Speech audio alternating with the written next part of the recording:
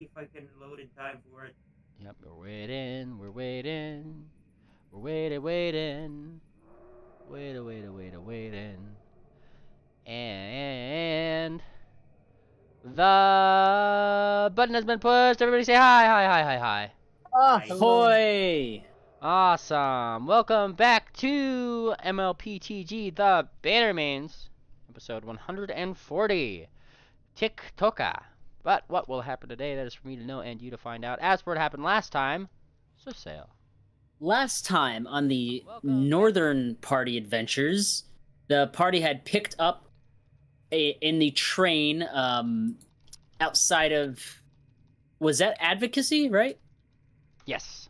Yeah, Sport Advocacy. We jumped right on the train as we saw Cher and Babbage in their own train speeding past with the main stitch to help operate the train.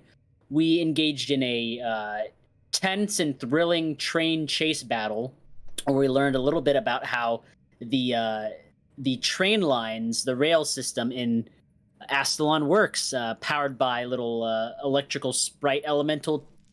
And there was a little bit of warfare being creative between triple jumping from train to train and some mind control that made Babbage throw out some of his sprites.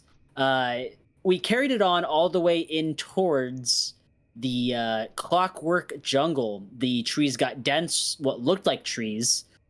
We weren't able to see, however, until our train actually crashed. It went off of its rail, and everyone was okay, including our NPC inventor friend and the main stitch. We found out that these trees around us were actually mechanical trees, and this forest was a clockwork forest, or a clockwork jungle, if you will. Cher had also failed to make it into deeper into the jungle, though we can't see exactly where she was because her line went in a different direction.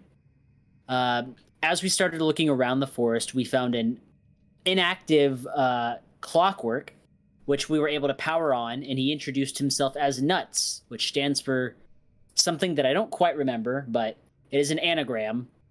And he seems to have been inactive since before the initial launch of Inaki Kai.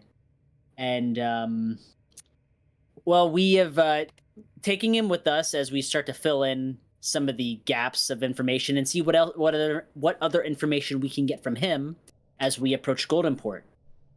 As we started exploring the Clockwork Forest, still in a rush to get there ahead of Cher, we encountered some steam-backed clockwork gorillas. We had a small little scuffle with them, relatively harmless, and then we had a chance to explore the rest of the forest and some of the more calm and peaceful wildlife.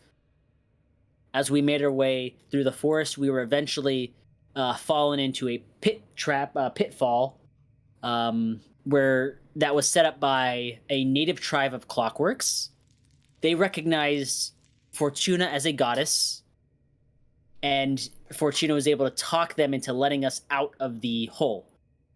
They showed us where they received their instruction from a fax machine. That's where they get their messages from the gods. And we learned through communication that there is a bit of a turf war between other natives and a big baddie called King Cog, who is often given organics as a form of sacrifice. That's a good way to put it. And yeah, that's a pretty good summation. Good job. And they kind of like took you guys when you ended forward through the forest, saying, you know, like they want to bring you to their civilization. Obviously, it would not be very kind if you didn't invite the god you pay homage to the place where you live. No one questioned why the god didn't know how to get there in the first place. I'm sure it's fine. But they did guide you guys through the forest, pulling aside various different wires and cables and that kind of thing that were actually, like obscuring a lot of this civilization from Like view. vines. Yeah, exactly.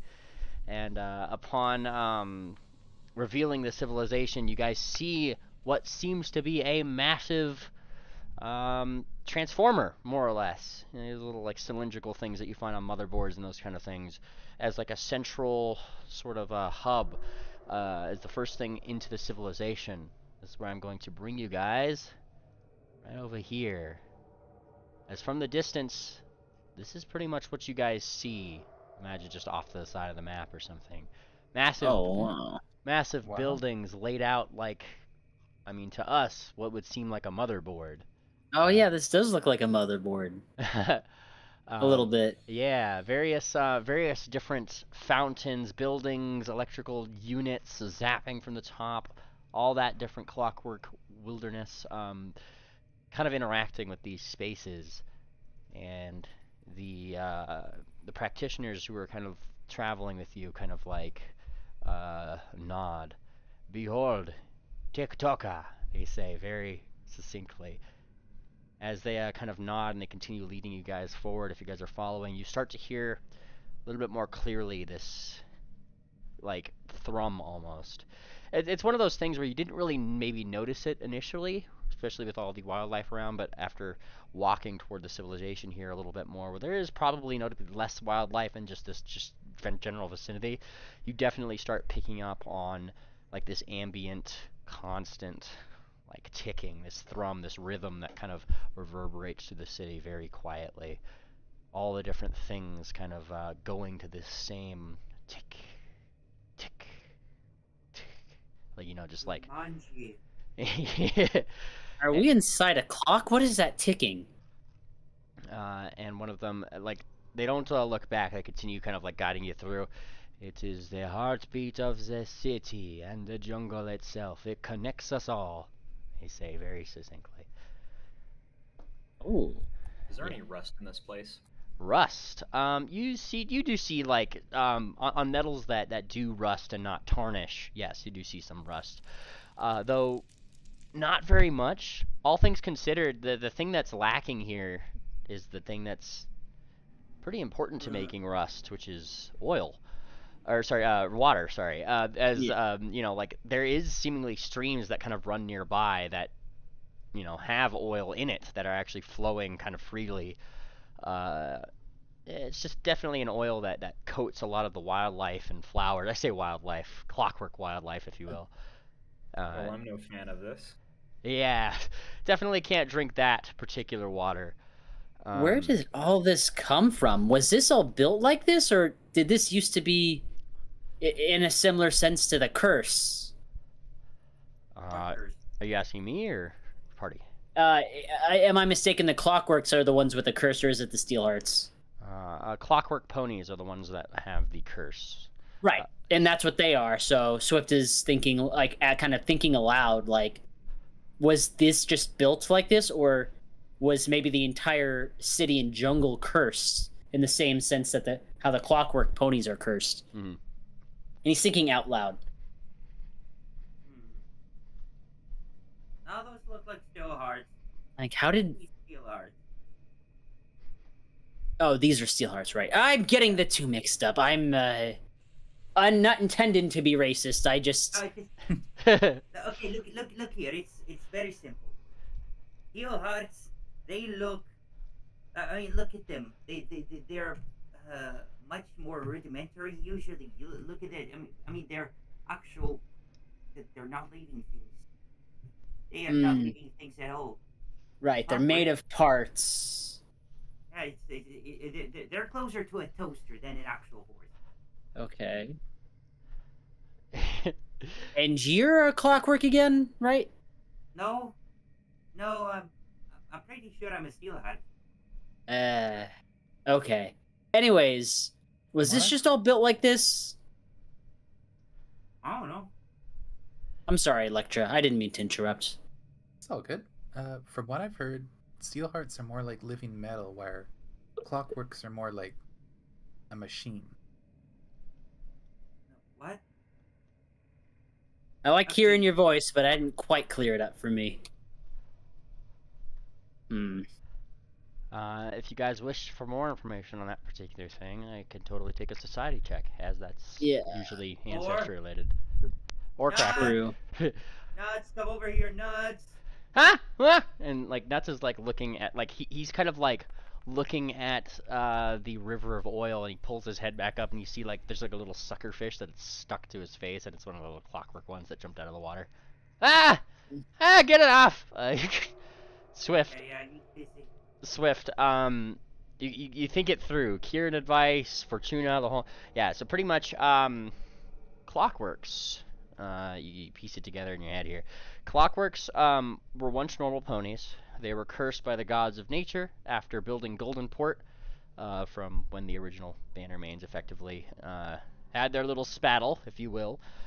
The nature gods did not like the people who made Golden Port, and thusly pretty much said, you know, if you like Clockwork so much, why don't you just marry it, and then they turn them into Clockworks pretty much. Right. Very petty. Very petty. Yeah. So like, and then Steel Hearts, like what Fortuna is, were manufactured. Those guys actually, like, they're not born. You literally make them and then imbue them with some kind of life somehow. But a town like this, how might this have come to be? Town like this, you're looking down. That would actually be a crafting check. Not by me. Let me do a crafting check. I think I got good. Because I was looking when we were walking past the trees and those quote unquote, or he has this quote gesture with his hooves, vines. Like, did they just bring all those things out here and set them up that way? They certainly didn't grow that way. Did they make the whole forest just build it? Everything here looks artificial, I think.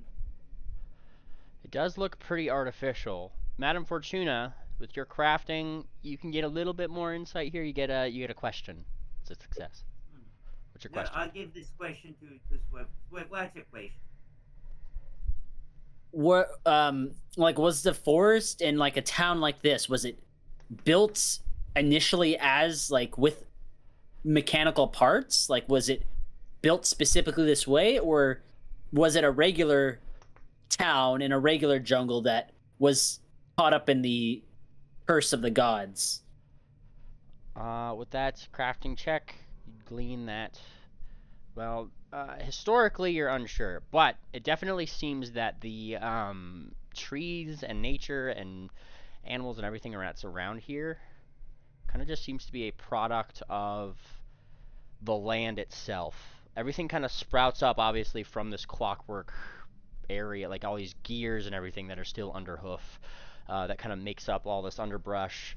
There's still like dirt and that kind of thing, but it definitely shifts. You see these places in the dirt where it's shifting, where it's ticking, it's moving dirt. Everything just kind of seems to be almost functioning to keep this ecosystem working. And Fortuna, what's driving it? That don't really answer the question. Well, like, yeah.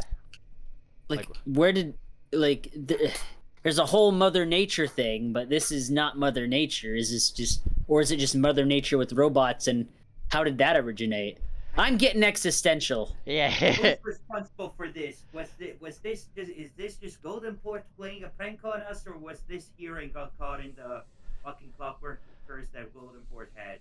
The locals that are traveling with you will probably look toward. We have been here for generations. We will bring you to our chief, Chief Tik'Toka. He will explain to you more, and any questions you might have. Well, we appreciate that. I might have an idea. Where's Nuts? Where is he? He's still fighting the fish that's on his helmet. God damn it. You down with that? Right, he unsticks it and it accidentally hits your window, Fortuna, and now the fish is just sticking to your window. Yes! That sounds, Tik'Toka, huh? Wait, first of all, is this a mechanical fish? Yeah, it's just kind of like sucking on your window right now. Give me a fortitude save. Can I grab the fish? You can, but you still need a fortitude save because you're made of machinations and it's sucking on you. Yeah, you definitely stave off whatever this fish is trying to do, no problem, but it's definitely trying to sap some energy from you, it seems. Can I grab it? Yeah, you grab it. Can I eat it? Yeah. And there it goes. You kind of hear this little whistling sound. It probably sticks onto a tree somewhere. Okay, what? It sticks onto a Did I tree eat somewhere. it? I grabbed it and I tried to eat it. Oh, eat it, not yeet it. Okay, sorry. No, can I eat it? Yeah, you try to crunch, crunch. Yeah. You get 2 points of HP back as you crunch on this fish. Yeah, it's sushi time somewhere in the world. Yeah. Nuts. It's just That kind place is right here? Anyway, that's what? Huh? You said it's sushi time somewhere in the world. I said Yeah. that place is somewhere right, or that place is right here. Yeah. Dig in. Anyway, here's the thing. I'm gonna ease you up on all your problems, but you said you missed the lunch, right? Uh-huh. I hope not.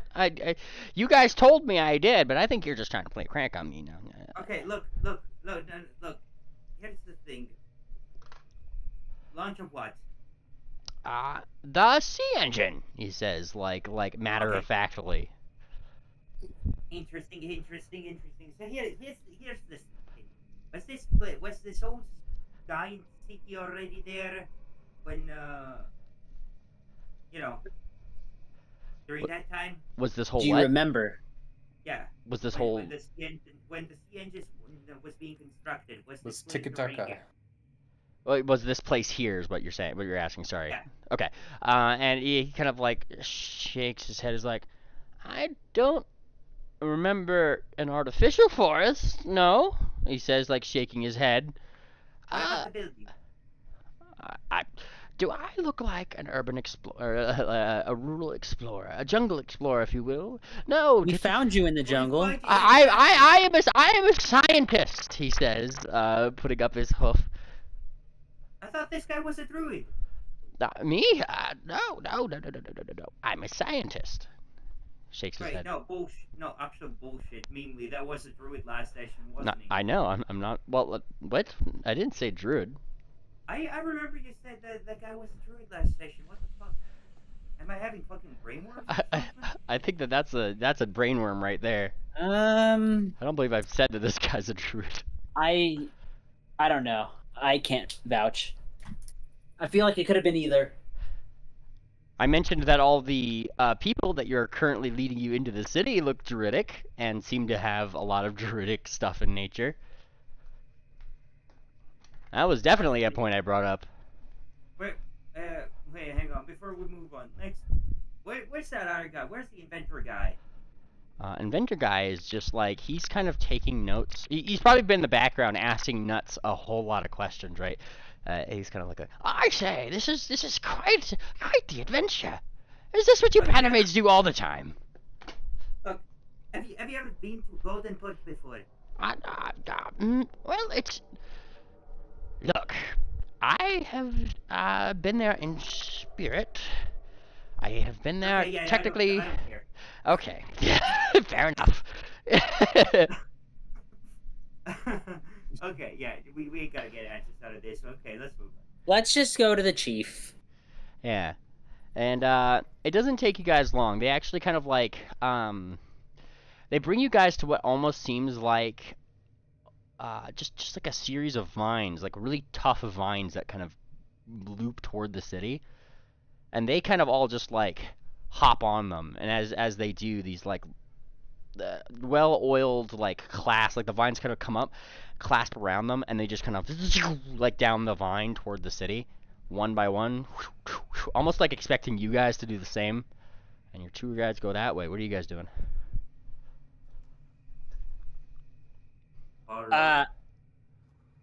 Swift looks up from Electro. Wait, what? Like he spaced out. Yeah, you guys just saw your tour guides pretty much just jump on these vines. It almost seemed like the vines had automatically grappled onto their hooves and started zipping them down the vine toward the city. That looks like fun. Yeah. That's one word for it. When in whatever equivalent we have to Rome. All right. Swift will engage in the adventure and grab onto a vine. You grab onto a vine, and your hooves are locked in. Tink, tink, tink, and Let's go, let's go, party. Yep, and you start zooming off. So do your NPCs one by one. Penguin, Duck, Nuts, all. Oh, okay. And Duck is just going wee, right? It starts doing that thing. Electra, Fortuna, Triple. Yes. I guess we'll follow. Yeah. Just before Electra puts her hoof in there, Yeah. she's gonna do a quick detect magic on the vines and see if anything comes up. You try to detect magic on the vines. Do not detect any magic. Interesting. Yeah, incredibly interesting. Seeming as these seem to almost like those little tendrils kind of like grow around. I mean, if you jump onto it, Electra, which I assume Yes. yeah, Yeah. you could actually see like as it's zooming you along. It's almost like Dr.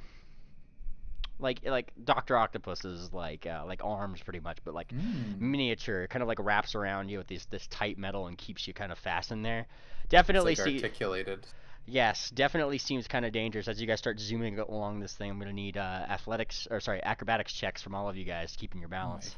Well, Nice. well, look who decided is to nice. show up. Hi. I return. Well, Let me show you how to do it. we just started pretty Woo. much. Yeah. Is Sophie gonna smash into something? Oh boy. Oh, this is gonna be great. Fortuna is. I'm not hero pointing this. Based. Okay. Eh. You know, it's funny because I was actually hoping exactly that would happen. That's so Uh-oh. funny. Okay. Very nice, Electra. Ophi. So pretty much, we just started. We just got through the recap. Pretty much these tribal-esque druidic sort of clockworks or steel hearts were kind of leading party up to the city of Tik'Toka, which is this map that you see here. Along the way, they kind of hopped onto some vines, almost like rails. Like imagine Jet Set Radio Future style, like they're just kind of around the thing, and these Yep. little vine tendrils pretty much lock them into place. So you'd be the last in this line as they start Well, jumping meanly. on. Yeah. I wanna Gotcha. grab Ophi and Tarzan with that roll. Oh, incredible! All right, Ophi. Come on, lass, we're off to adventure. Whoa! Swift and Triple seem to have it definitely the best right now. Like you guys are good at keeping your balance, as it would turn out. Electra, you kind of had like you're doing this thing where like you're wiggling, you're wobbling, you're on one single like beam pretty much. So it is just hard to keep your balance, but you're not like falling over or anything. Honestly, those little tethers are probably helping you keep there. Madam Fortuna.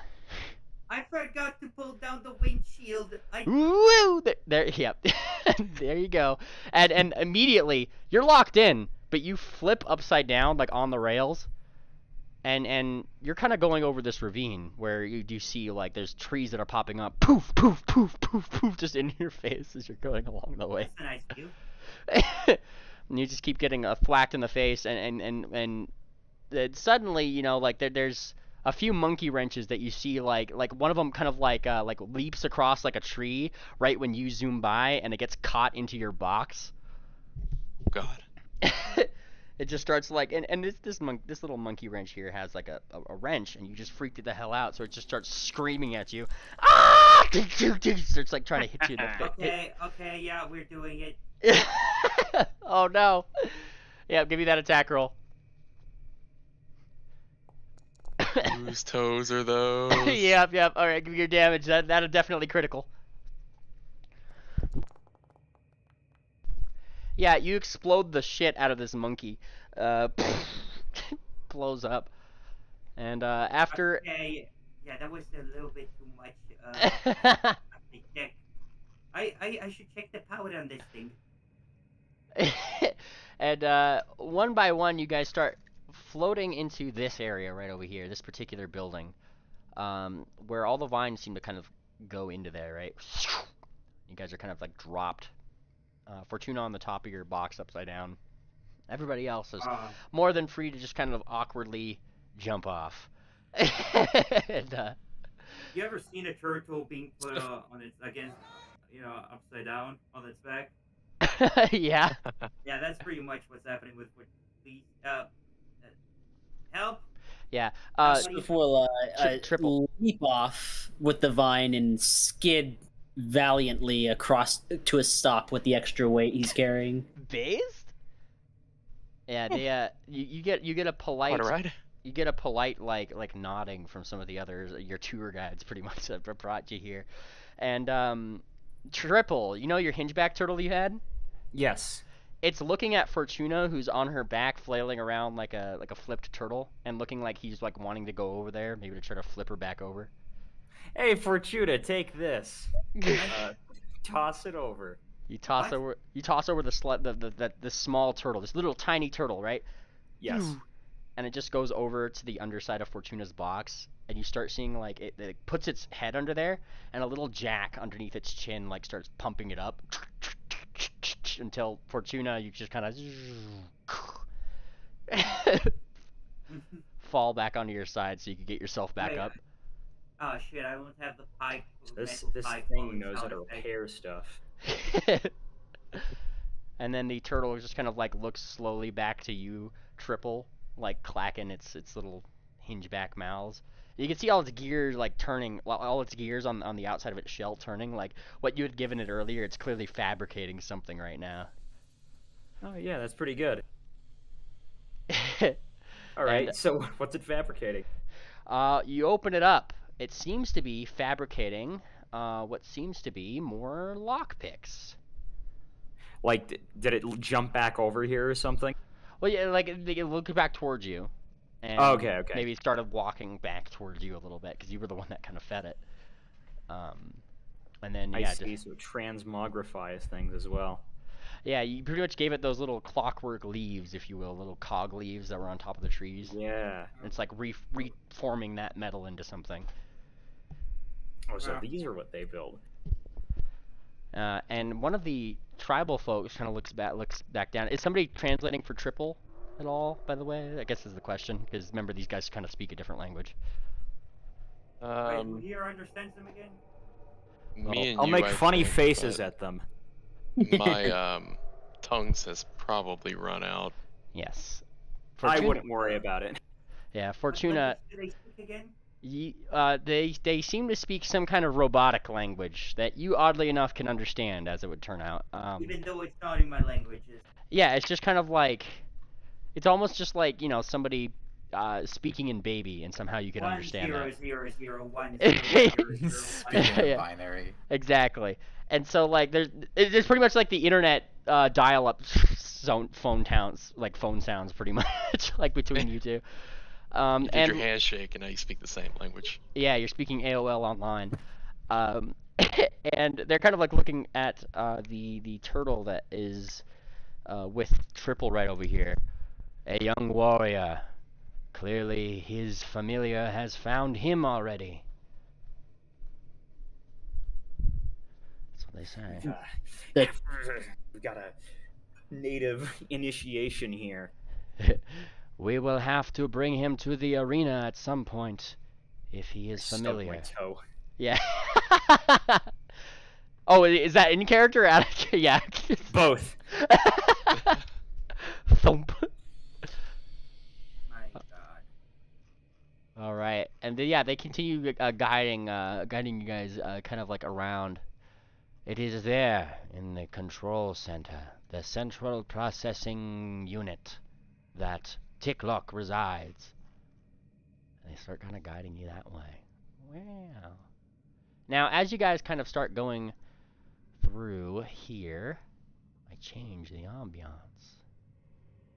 Let's see, where are we at? Close that one. We do. Aha! Perfect. You guys actually start seeing that there's like a lot of other like mix of steel hearts and clockworks that are. You guys kind of first go through this marketing district more or less. What seems to be on sale seems to be like different merchants displaying intricate clockwork items, fresh oils for lubrication, unique little trinkets that represent the Tik'Toka culture. You see what seems to be craftsmen at work that are kind of these artisans that, you know, either seem to be working on various little projects of their own, or funnily enough, fixing up animals. Just about every adult that you see in this city looking around, you do see almost, you know, like they have an animal that seems to be following them around, be it one of those monkey wrenches, be it a bird, be it something like that. All the adults seem to have one. Even some of the children, who seem a little bit older than most, seem to be playing around with almost a smaller version of them, like an adolescent animal of their own, or tinkering with one that might be offline for one moment, then they flip a gear, and then it comes back online, and they start running around each other and that kind of thing again. The people who are kind of guiding you into this city smile upon them, maybe ruffle one or two of their little heads as they run by. It is a lively city. And by the looks of it, and they kind of like look around, you guys are getting some stares, particularly at Fortuna. Hi. Yeah, and like Oh, they seem peaceful, at least for now. yeah, they see Fortuna, and some of them kind of like clutch to their loved ones or whatever, or pull their children closer. Some of them start to like kneel down in prayer. Some of them may like notice Fortuna, but then shift their attention toward ye organics, who have no clockworks. A couple of them kind of like pointing that out, and Fortuna, with your language understanding here, you kind of glean some words. Is that the gods' familiars? Wow, I did not know the gods can create organics too. Like they seem to think that your entourage here with Fortuna is created by her or something. Oh, they're not organics. Don't worry about it. They have all the stuff inside. Oh. New meat skin. The top of the line. Yeah, and the moment you start talking, like a few of those ones who might have been muttering, like they straighten up and then they go to a bow, like they're like, oh, she's addressing me, like that kind of thing. As you guys get into the... and as you guys get into this big central transformer, as it were, the guards kind of like pull up these giant halberds, like allowing the doors to open, wherein you see this huge staircase leading up to what seems to be very, I guess to us, Mayan-looking throne. Though it's not like one that you'd necessarily sit on per se. Nobody's sitting in it. All you can definitely tell is that the place where you would sit is spherical. Like, does it got connectors and shit? It does. It kind of has these like a lot more of these like vine wires kind of connecting and clipping into it. You definitely hear like a like different zappings coming from like the ceiling or different conduits. Circuitry aligning the walls seems to like outline in blue electricity various murals and hieroglyphs that seem to have been like not so much carved into the walls, but inscribed into them with circuitry. And that's where you see a number of things. You see representation upon representation of some creature, some pony that looks much like Fortuna. And above most of these, definitely a symbol of iconography that you see more than most. You see what seems to be this symbol here. A light bulb? A light bulb. They must have had an idea. My turban. Yeah. Say that again, Isn't Fortuna. What? Say that again, Fortuna. That looks like the thing on my turban. Yeah, you guys look at Fortuna. Hi, it does. That little emblem. So it does. Need a second look at Fortuna here. I know you guys already know, but there you go. Does indeed look like the thing on her turban. Sorta, yeah. I wonder if it has any relation to Crucible. Well, I would think so. Now, like I said, nobody's sitting in that big rounded area or anything. But after a few moments, you almost hear what seems to be a rolling. That's when you see this. that ball must be the chief, I assume. Yeah, they all start bowing like the moment that they like getting on one knee sort of thing, right? The moment that they start hearing the rolling, and you guys see this large-sized creature, certainly without four legs, certainly just rolling about.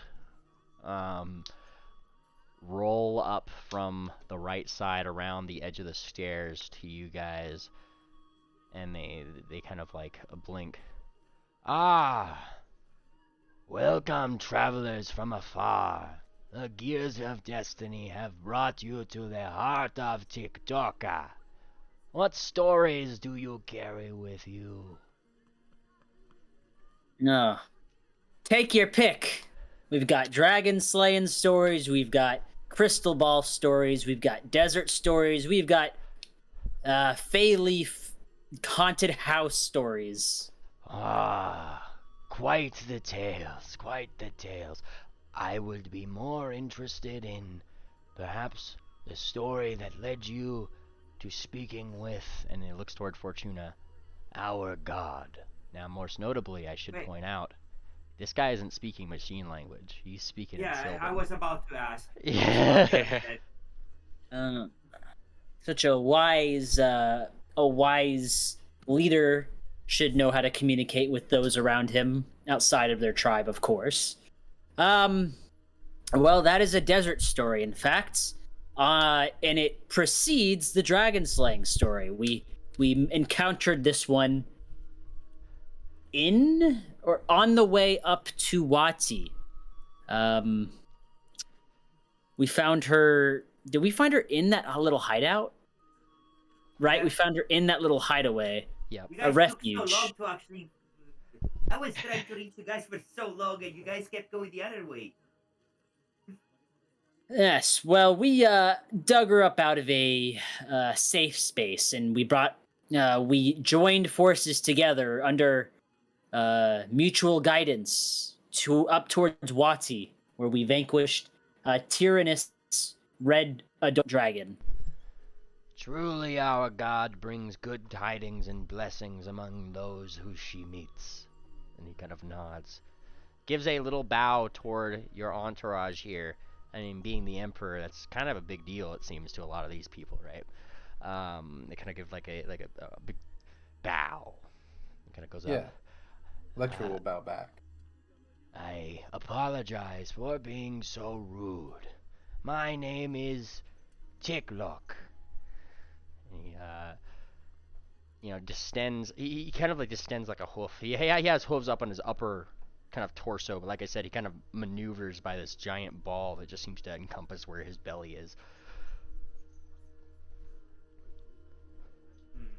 Yeah. It is an honor to meet you. My name is Swiftsail. You'll yeah. Come.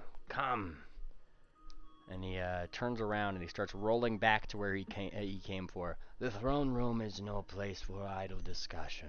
I'm sure you would like to sit down and rest. And I have already been told that the gods were among us, so we have prepared a feast for you. Well, On my way here. Oh boy. I heard hope you about guys something like called. oil. well, sorry, Triple. What were you gonna say? I heard you guys had something called the Sea Engine. Could I ask what your take is on that? This sea engine. He kind of like thinks for a minute. I am not aware of an engine of the sea. How about Enekini Kai? And he blinks. You speak our tongue. I guess I do a little. Perhaps there is more to discuss after all. And he kind of, all will be explained. Come. So they know about this. You will be on. So they know about this. You will be on my left side. He says, like looking at you, Triple. I like you. Like, kind of gives you a pat on the back, thump. I only wish to add one more thing, sir. Sorry, I need to make. I need to be better. I need to make notes. Repeat his name. Tik'Toka. And I can Tik- actually, I can spell that out in the chat too. It's just Tik. Chief of Tik'Toka. Tik'Toka. Chief. Okay, and Chief Tik'Toka. We appreciate the hospitality. We are in a little bit of a race. we have heard of a King Cog in the area. Ah, and he smiles almost like happily at that. King Kong, our protector, is more than just clockwork in the area. I'm sure you know. He is the embodiment of our spirit and our unity. When he roams, it's the heart of Tik'Toka walking the lands. Let me put it this way. If Enakini Kai was at risk of coming back to life, what would your opinion of that be? I would wonder who the new tribe is. Oh, tribe? Oh, yes. And he kind of nods. And he kind of... This is where he gestures up, like, to one of the giant, like, hieroglyphic, like, electric art pieces that's pretty much on the wall here. And you actually see something. I guess he kind of describes it to you, right? It is there that the story of Enakini Kai is told. There, right in the middle. See her there. You see this like giant snake creature that terrifies people pretty much right over there. Our warriors fought hard for many days, and you see just a number of warriors, and a number of warriors that you've certainly can see the depictions of. You see what seems to be a large griffin. You see what seems to be a raven-esque hippogriff, a sphinx, the original Bannermanes, right, in hieroglyph forms, right? Do any of these warriors look like they are mechanical? They do not, but they definitely do give them headdresses and garbs and that kind of thing, right? Clearly something that might have been missed in interpretation. And they kind of like gesture up there. After 70 days of long, hard battle, the one you speak of, Enakini Kai, was destroyed. And then he gestures over to the next piece, and then, you know, the mural-esque, where it shows Enakini Kai breaking up into various parts. You see what seems to be, like 4 different sections of things that kind of divide even further to other parts of murals and that kind of thing. And then one particular one which has like a key. Each part went to a different part of the forest, where tribes had surfaced, and the key was forever lost. Okay, that's good. Yeah, and he kind of he kind of like nods. That is the tale of the one you speak. And as he kind of like opens up the door, right? Oh yeah, they got people making a feast. There's a lot of gears on the table. I was gonna use. say, yeah, it's an You're organic hungry. feast. Come just on, gonna- it's gotta be Luck's nice. just gonna just whisper to the party. So, did he just imply that they have a piece of Anakini Kai here? Okay, look here. This is actually great for us because it means that wherever Cher is, if she's going to Golden Port, she's not gonna find any. Oh, that's a good question. Swift thinks it's good enough. He's just gonna outright ask. Chief Ticklock, do you mean to say you have a piece here then? We do not control the pieces of the ancient divine beasts, though they do protect us. And he kind of Not like... control, but is it protecting you? Is its presence in Tik'Toka? Its presence resides with Tik'Toka in the form of our guardian, King Kog. So Oh. King Kog is the part of younger Kirikai. That's what I believe. That's the implication. Yeah. Yeah. And he kind of chuckles at the little question for Fortuna. I see our god is testing our knowledge. Well, I do hope it was up to your standard, but yes. Just a quick clarification out of character from last session. What was the god that we talked to on the fax machine's name? Did we ever get their name? He did not. Interesting. Because they wanted King Cog dead, right? No, they were beating drums and said that they were doing it to appease King Cog. That's what they said. I remember. Yeah, that was Opie's interpretation of it. Yeah, because like there was something about King Cog being given organics as sacrifice, and okay, so King Cog is not so much for the whole jungle, but specifically for the Tik'Toka tribe. Mhm. Protector, it seems. Yeah. And so then, because I remember also the god talked about neighboring tribes and it being difficult to get things to sacrifice because of that. They had mentioned that it's like where your friends had gone off to, and they say your friends, where Babbage and Cher had kind of yoked their train out to, Okay. was into a different tribe's territory, and they weren't going to so willingly go into that territory because of their guardian. That's what they told you. Well, Because of that tribe's guardian, Yes. a different one from King Cog. Yes. think about it for a second, and this actually works great for us. Think about it. The sea engine is split into different parts. That means that they're gonna have to work a lot to actually put it back together. I don't think any of them are actual inventors, so they're gonna have a hard time actually putting that thing back together. Well, even if they were to get everything back together, it doesn't sound like they're going to be able to get them working without the key, which is forever lost. I mean, they have. The Don't key. they have the key? Yeah, they do have the key, but they would need to reassemble the thing. Yeah, they got it from the bank. Well, I know Cher has as long as she wants, so we should still do something about that. What I'm thinking is that we might have some more time. Hopefully. And sitting down one by one, he kind of rolls into like a little like circular divot in the floor, less so than a chair, right? Thump. And you guys are each kind of given this plate of various. I mean, like if you squinted your eyes, right? You know, if you squinted your eyes really tight, it would look like a very, very wonderfully prepared fruit salad of sorts with all these various things around it.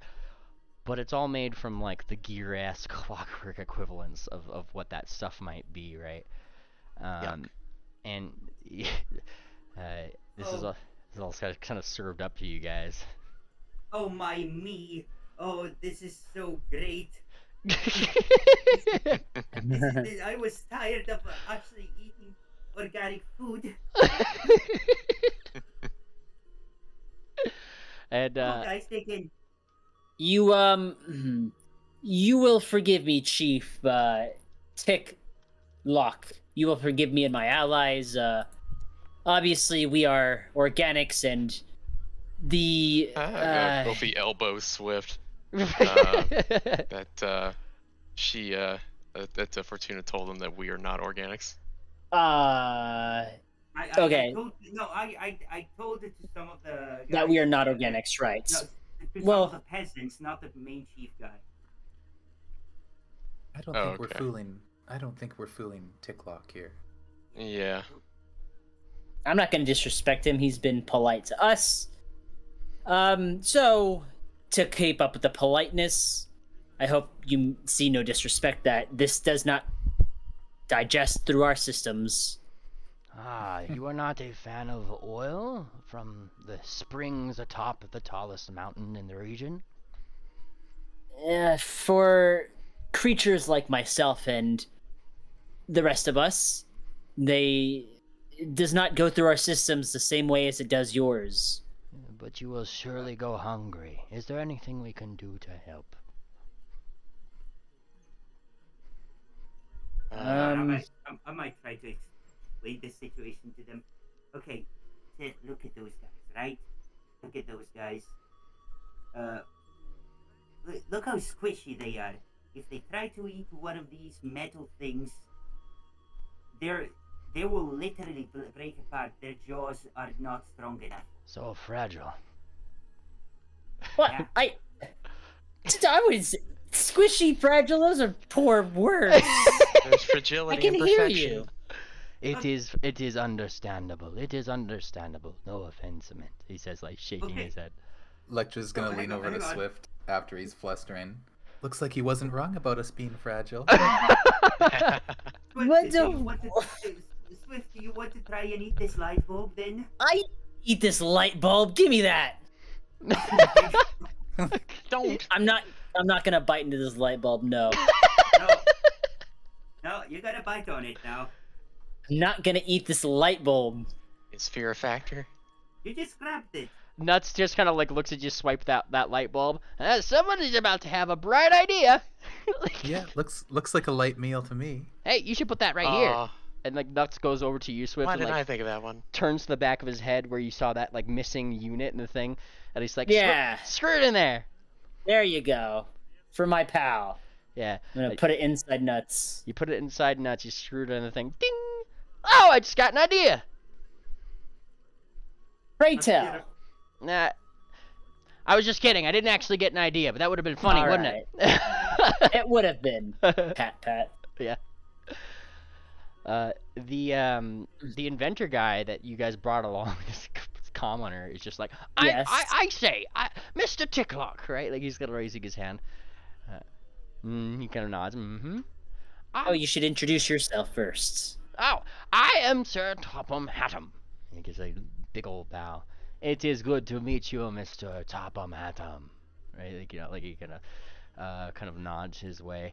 I just want to say, your society here looks incredible, he says. It has been many, many millennia. Well, dare I say, centuries of building and cultivating our culture here. We are glad to have you as part of it. And finally being able to meet the face of our god is a welcome surprise. And he kind of crunches on like a little leaf. That's where you see like one of them, like one of like the, I guess the servants that's kind of around the little castle, comes around with, they have like 2 hingeback turtles, right? They come over here and present to you, Fortuna, seasoning, you know, like, and they open up the hingeback turtles and they have like the clockwork equivalent to salt and pepper in each one of the these little hingeback turtles that just seem to be, Deuterium. yeah. The what? Deuterium. Yeah. I heard deuterium. Give me some abyssum powder right there, sir. Thank you. There you are. You know, they kind of like hand you a thing. So. Okay. Oh, so interesting. You seem to have Out of- many questions, Mr. Sale. Interesting. Kind of looking at the party now. I guess if the engine is broke up, that's one thing, but there's very much the possibility that they can brute force. They are strong, and they could try to brute force. And it doesn't matter they don't have an inventor class. Babbage is crafty. We know that. Yeah. I'm sure if he had the pieces, he could stitch the thing back together. But then I'm curious what's locked away in Goldenport. But I don't know about that.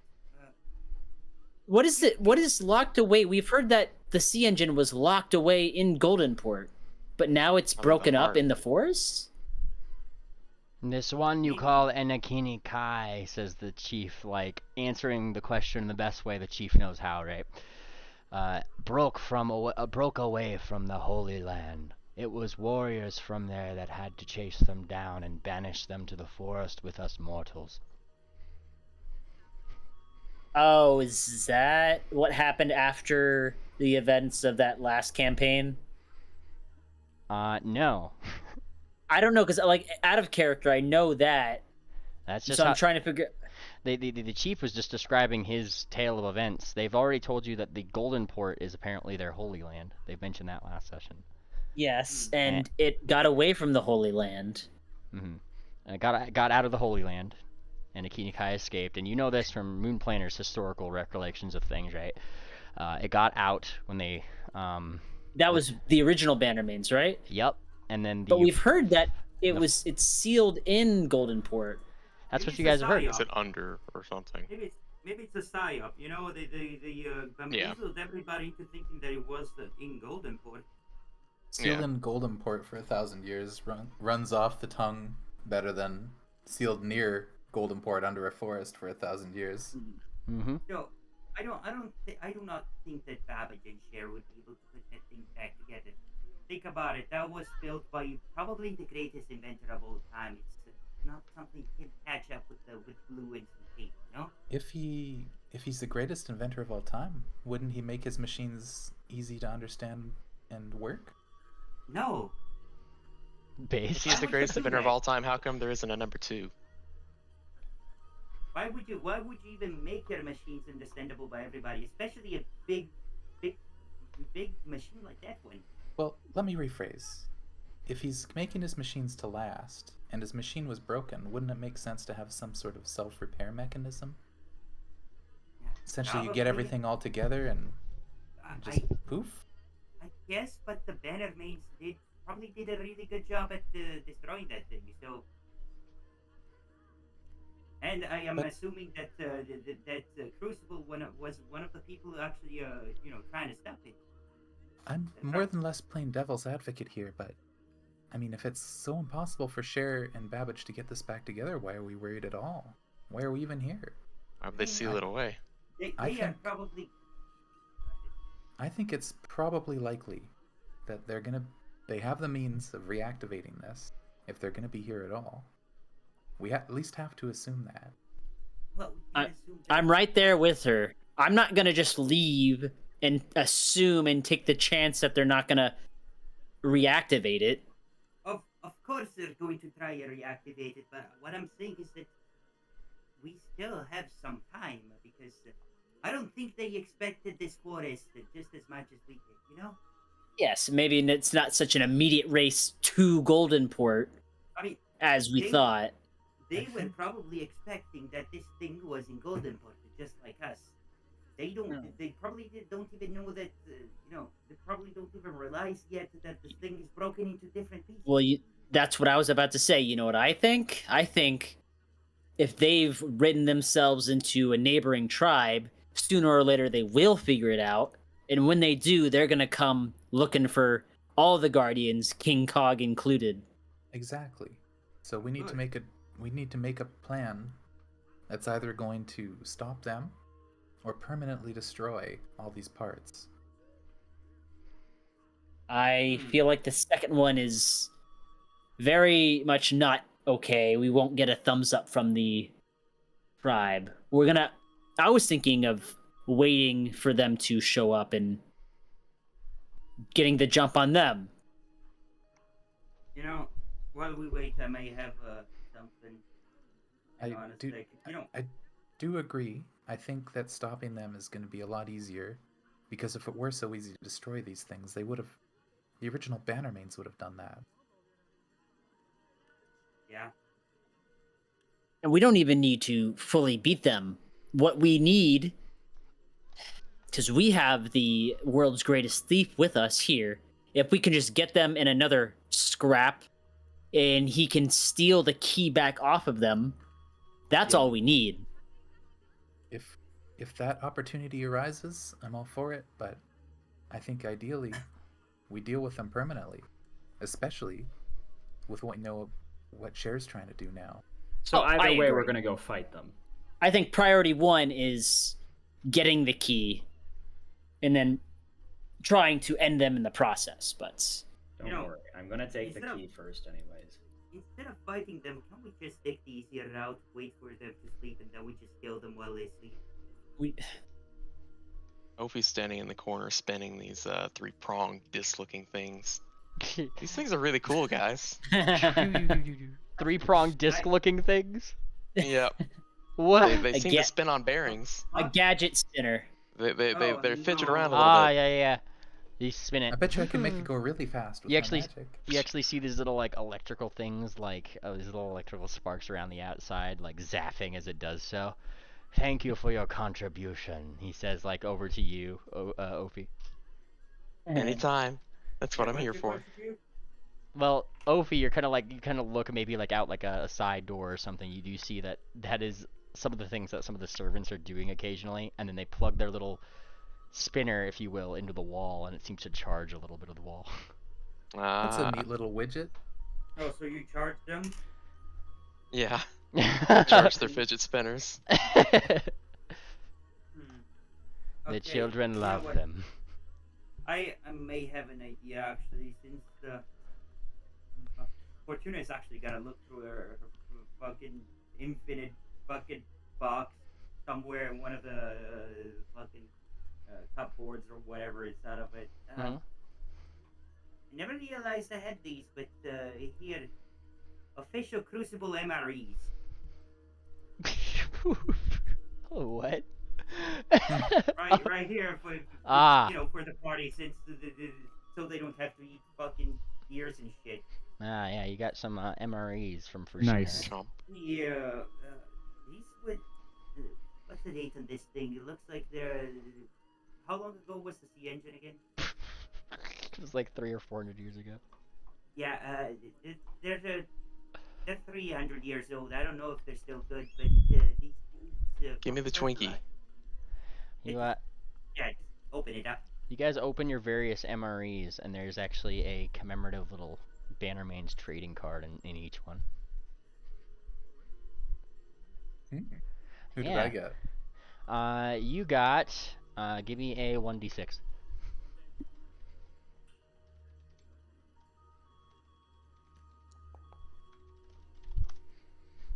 Alright, let me check this. You got Crucible. Cool. Oh shit! How apropos.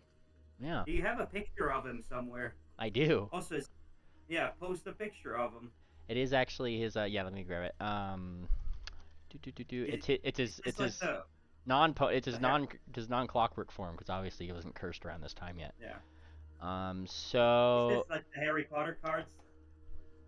yeah, it's kind of like the Harry. They're sort of maybe. And they don't have magic. Yeah, they're not magical. Yeah, but they're lenticular, you know. Yeah, like you get a foil. He shows this guy. I need more pictures of Spider-Man. Yeah. There's the lad. Mm. Oh, I'm gonna roll. Yeah, anybody else is free to roll their d6 if you want to see your commemorative card. Let's see, Fortuna, you get You got an image of Nevermore. More Nevermores. Man, I got a Nevermore too. How do I roll as my own name instead of the party? You have to click your We need token, but tokens, yeah. But how did Fortuna do it? I don't think she ever clicked that party token. if you so it's still unclick, remembering her. if you unclick off of the token on the okay. map, yeah. it'll default. Well, I rolled yeah. the 6. Gotcha. 6 would get you Rhyme, who I don't have yet, but you get the legendary Snowy Griffin fighter of the group, the big one, the big guy. And he's the strong silent type with the sword named Permafrost. Those who rolled 5, you get this guy, Nevermore, with the Raven. Quoth Don't the talk to Raven. me or my son ever again. And he's kind of like looking over. Interesting. He's like, the sheep is just like blinking. You gods have a funny way of playing games. Wait, what? He's just like looking at your cards with amusement. He doesn't really understand it, but he doesn't seem like he needs to. He's just kind of like, that's amusing. Like, you guys Yeah, exactly. are This different. isn't a game, it's serious business. These are worth a lot. These probably are. Oh, We yeah. We should save these for the moon planter. Is it, Yeah, he and Stocks would love this. is it these look similar in designs to, this? And he actually, like, rolls up. He rolls out. Give me one moment. And, Holographic Charizard. I thought he was about to say, give me 1d20. a few moments later, he comes back with what seems to be kind of like a fairly tarnished, golden commemorative bobblehead of what seems to be Semitone. Damn. Where'd you get this? It's a bandy pop. It was found deep into the forest, though no one is quite sure why or where it had come from. It certainly does not represent any of our known gods. Therefore, it was thrown in the back. And he smiles. Wait, Is this solid which gold? one is semitone? Yeah, it's a little commemorative bobblehead of Semitone with some like. It's almost just like it's like got like this gold-esque paint on it. It's definitely not made of gold. It's made of some kind of plastic, and you wiggle it around. but like the paint wasn't like chipped off or anything. It actually looks in pretty good condition. Yes. These are warriors of ages ago for our kind. Ah, did they? And he looks at the bobblehead. You know, and he bobbles his head. A lot?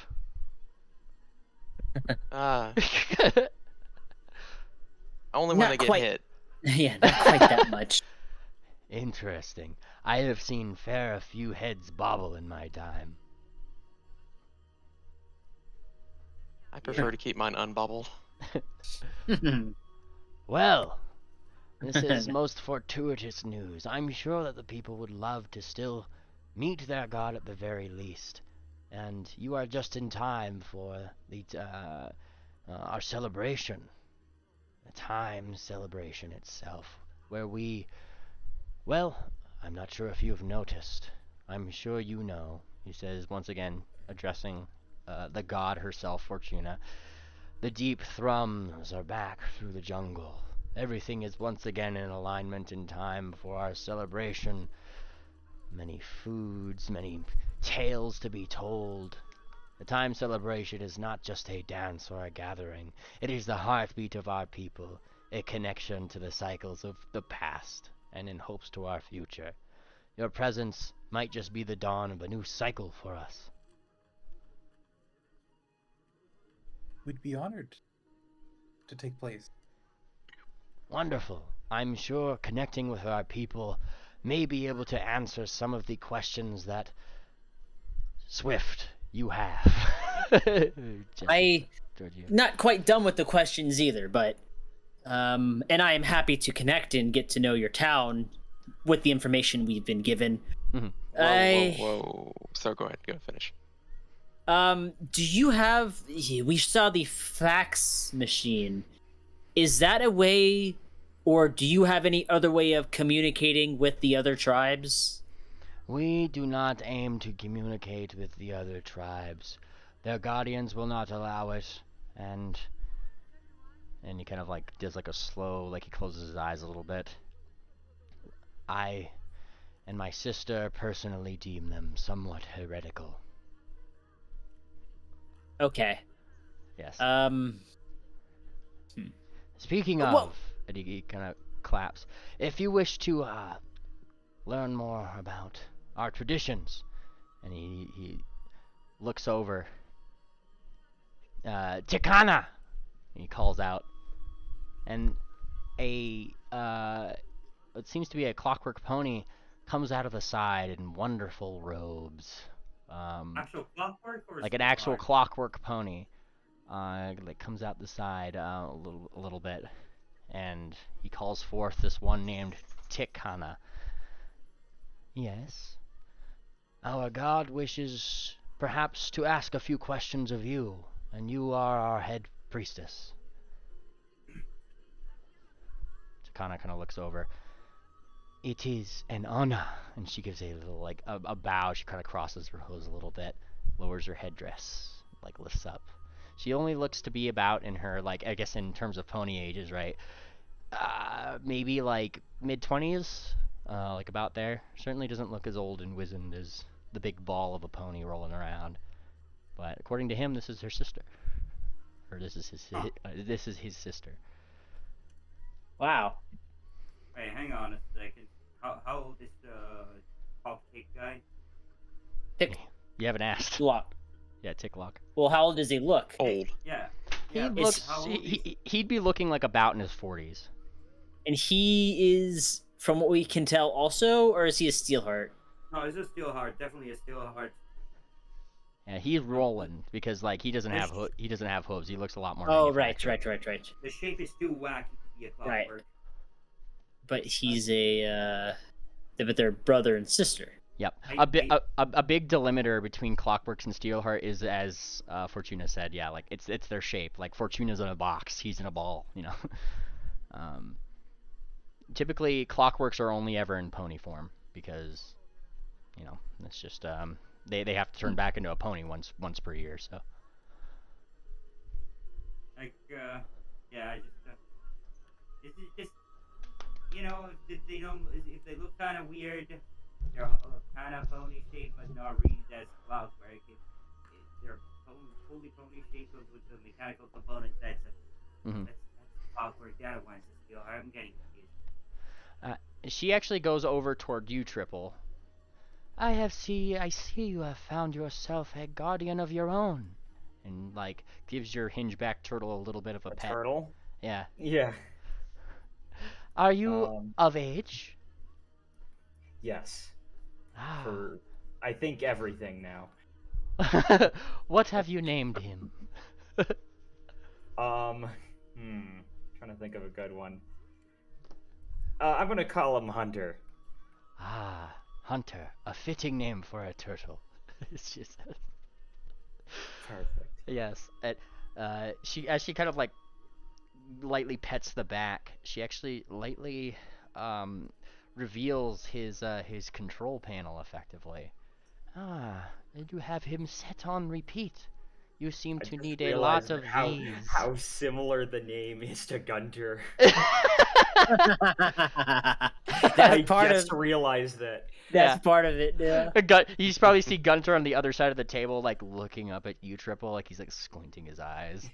At the Yeah, time, doing the thing where he's looking around the room yeah. and trying to find something. He sees Gunter, and then he sees a giant H somewhere in the trees.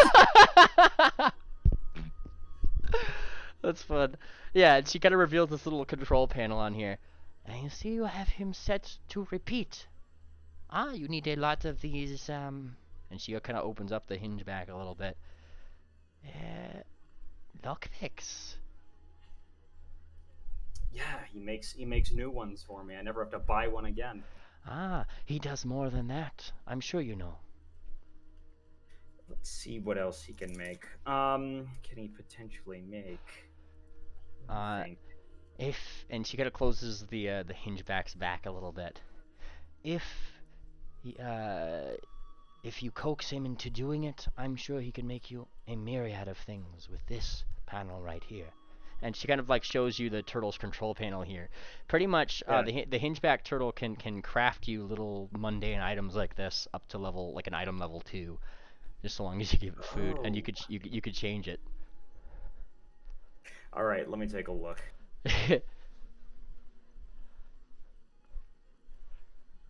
Neat little engines, if you will. F2. Yeah. And You could go do other things. I'm Yeah, still yeah. looking for what I want to make. she Fortuna, smiled. you had questions for the priestess, right? Yeah, she's here. Ask away. Fortuna? God? What? Sorry. What? Priestess is here if you had questions. I fell asleep. Oh. Oh, let me fix your sleep mode for you. No, don't touch that. It Last will time be I stopped- it will be okay. And she just kind of like one little button on the back. Bloop. And she holds it for 1, 2, 3 seconds. And you just get this like equivalent to like a little adrenaline burst to wake you the fuck up for a second. uh, Nod. Wait, that was the wrong button. Nod. Oh, come on. Oh my Yeah. goodness. Wait, it's stuck on loop. The fucking time. soundboard is stuck on loop. How do I fucking do this? I will turn it off. And she holds it for another 3 seconds. Yeah. My- I told you not to touch that thing. I thought there was gonna be another. I was like ready for it. Oh my goodness. It wasn't supposed to loop. That's funny. She says, oh, my apologies. I figured you look, I figured that my knowledge on, well, your constructs may have served me well, but it turns out I have much to learn. And she, like, Okay, here. vows. I'm I'm pulling out of the fucking instruction manual from my box. It's something like. Hang on a second. Where's the fuck? Hang on a second. I gotta post something. Yeah, I'm pulling the instructional manual for her to use in case she ever needs it. Ah. I just yeah. I'm just gonna post a picture. And Yeah, here. There you go. Nice. You see this big ass book. I will be happy to study these. And she's like opening it and reading it. Runes. What language is this? normal language? Normal, the language of the god. No, it's literally normal. I will transcribe this normal language of yours if it is your wish, god. How can you transcribe it if you don't know what it is? Very carefully. One might say it is for me to know and for the people to find out. Look, I will fax it to you in Bannermanes. Ah, very well. We will hope to see it in our printer. She smiles. It looks towards G Swift. So you had some questions, if I'm not mistaken. Yeah. Well, my last questions had been about communication with the other tribe. What if? Yes, communications with the other tribe. My main concern is that there are others who have veered off into a neighboring tribe, and they seek to potentially cause harm to their guardian as well as yours, King Cog. And he kind of blinks. If the other tribes this time to fall is upon them, let them fall. And he kind of gives a little bit of a shrug. It is destiny if they are to meet one that is to facilitate their demise. We have been trying to do so ourselves for years. What? Destroy the other tribe. They're heretical. Oh, Remember? I thought you meant like I thought they meant like it was their goal to meet someone that would destroy themselves. No. He's clearly not against the idea of this other. Okay. Yeah, this other tribe falling. Like, if that's a concern. There is only one particular tribe who continues to be a nuisance to all of us, and that is the Meknara tribes. And then Meknara, there it is. Yeah, okay. They are the lost ones, the ones without guardians, but who seek to pillage our resources from those of us who do. They are, as you would say, barbaric. Speaking of barbarians. Yeah, where did she go? Who? A friend of ours. She was She got sucked up into your trap. a vent or something Event. She kind of blinks. near the fax machine. I Ghost. cannot say I know the inner workings of every clockwork thing on the land, though perhaps talking to the Hunters Guild might give you a better clue, perhaps? He says, like, curious as to what you mean, especially when you bring up Ghost. I was not aware that you had brought a spirit with us. It would be great to see her too. I mean, worst case scenario, she died. She's gonna regenerate in about a day or two right next to Swift. You're carrying her sword, right? Yeah, the bastard sword. Yeah. Yeah. Worst case scenario, either she finds us or she's dead and she's gonna regenerate. Spirits do indeed work in mysterious ways, he says. And Tik'Toka kind of moves over toward you, Electra. Edreconic one. I guess, yeah. Do you bring luck to our people or misfortune? I'd like to bring luck. Ah, wonderful. It was good tidings then that you have come at the time of this of the celebration. Good must come out of this, as foretold by the prophecies.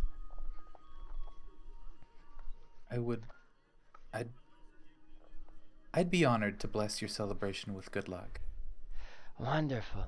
And she kind of smiles. Hopefully, King Cog will enjoy our tribute. Okay, what is your tribute? Mm-hmm. She kind of blinks. Looks around at all ye organics. I would assume one of you. Yeah, see, that's no. what I thought. No, I knew I interpreted that correctly. Okay, look, these guys are, as your god, I'm telling you, these guys, they're my private servants. They're not for sacrifice. You don't want to I'm sacrifice. Babbage. Yeah, the Babbage, that's the guy you want to sacrifice. They kind of like blink. I will note down this Babbage, as you call him. And if you want to sacrifice something, I have this and this. We could probably Frankenstein together a creature, and then we can. Oh, these are wonderful. And she kind of goes over. We could do with these. Have you been collecting? I collect organs. I knew our sacrifices went without, went somewhere good. That's where all the grizzly growths come from. Oh my goodness! I told you guys I collect these things for a reason. You guys make fun of me for this. Yeah, no, she's totally interested in the body parts. Do you want to use them to make a little idol to sacrifice? She seems to be happy with that. I'm really glad I haven't been hit by that.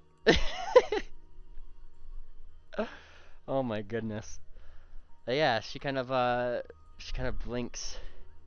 If you would stop by my temple, we can make a proper effigy.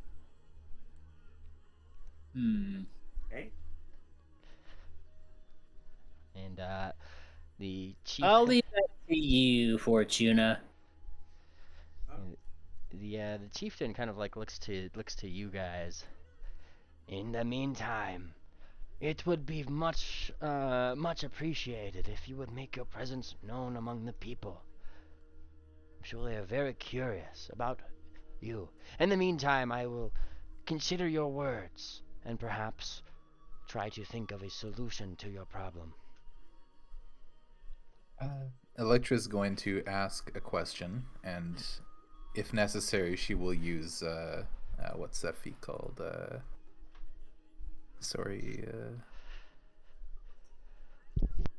Shameless request. I guess it's not really a request, but she's gonna fish for some information. Yeah, there's the what ability is that? Because shameless request is very specific, and mogs the shit out of me. So if it is shameless request, it does something different than just some of those other feats that I need to know. Okay, so I guess she's going my to. goodness. Well, I she's got a shameless gonna. request for her. She's gonna. I'm just trying to think of a way to ask it in character. It's shameless. Ask it. Yeah, just say it. Okay. Do you know if any of the inhabitants are going to be offended by our organicness? Yeah. And let's see. Give me your diplomacy if you're thinking that you're gonna offend. Give me that diplomacy. I'll think that's not even a shameless question. You Just a question, I guess. Yeah. Yeah, that's just a question. Here's a private roll. Yeah, Or a ask blind for roll. anything outrageous. No need to do blind. Kind of like shakes his head. Not at all, not at all. In fact, and he kind of like stands up. Wear these, and he takes off like an earring from like each ear. Maybe like a necklace, like those kind of things, and gives them to each one of you guys. Royal symbols from the palace. They will not touch you. Your generosity is greatly appreciated. Stay as long as you wish, and when you are free to go, we will bring you to the highest mountain where you may ascend back up to the Holy Land. Ah, thank you. And you guys are free to leave. Okay. So, in a powwow with the party, they don't care for the other tribes. There's no way they're going to want to communicate with the other tribes. We don't really have a way of knowing what's going on in the other tribes. But I still feel strongly about the idea that Cher and Babbage will eventually come for King Cog. They will, well, if they want to wake up they want to wake up the sea engine, they're gonna need to come here eventually. How about we spy on them? If we still have spells left to use, I know we used a lot during that train scene and the fight with the steambacks. How about we go to sleep and then we spy on them? Have we, I don't think we really know where this King Cog is. I'd like to figure out. I'd like to know that King Cog is secure before we go to sleep. I wouldn't want Cher making off with him while we're sleeping.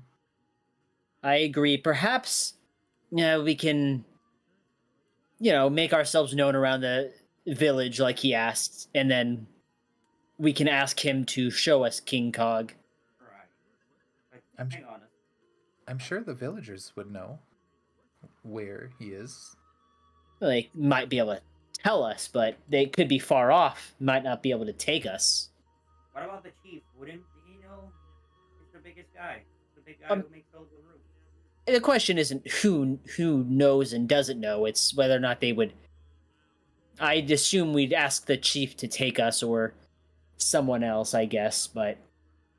Also, before we do anything, has Penguin got some scrying left? Because I can do scrying, but I got too low of a level to do it on those guys. I don't know if I do. And then he looks at Gunter, who's like still staring daggers at Triple. I might be able to shake one out of him though. Out of Gunter? Yeah. Remember he could kind of use one of his levels of spells through Gunter, so he can technically use that as a universalist. So he has one left. Should we scry on him? We should probably scry on him. Yes. Alright. Erlon, where is he? Let's see, where's my Bannermanes? NPCs, they're there. Erlon, and let's see his DC here. Ah, yes. The scrying one. Alright, that is DC 38. And who you guys wanting to scry on? Babbage or Cher? Shit, I forget which one of them is easier to do it on. It's probably gonna be Babbage because Cher's, Yeah. Babbage. Right. On Babbage. Babbage needs to get a will save. Unless she puts some kind of Damn it. enhancement on him. Alright. And you see Penguin, he's kind of like thinking. And for a moment, it's like he's like trying to concentrate on getting to see Babbage. And then you hear Babbage's voice come out of Penguin's beak, and he just says, "Get out of my head! Get out of my head! Get out of my head!" And then Big Penguin comes back. He's like, "Whoa, that was a little weird." Tell him we've been trying to reach him about his warranty. It's a little too late for that. Oh my goodness, I don't want to connect to that try guy. again.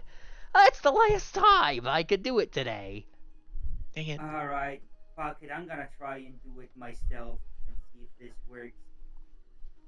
Hurry, he's gonna miss out on this unique opportunity.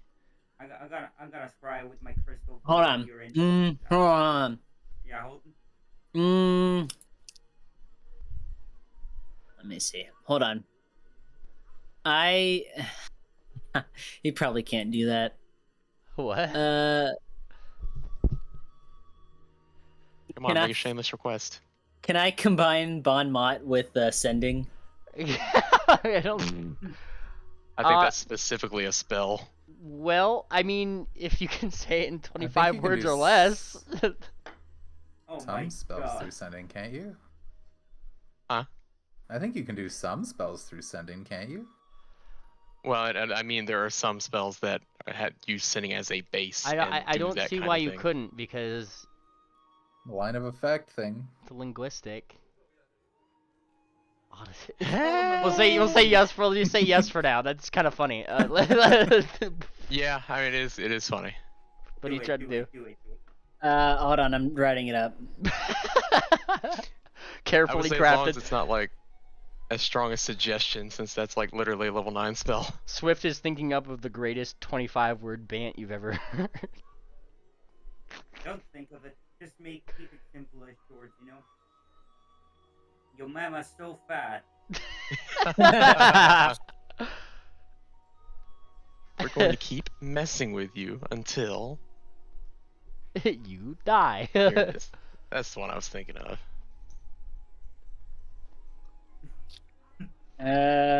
Okay, I think that's enough. Let me see. Let's see.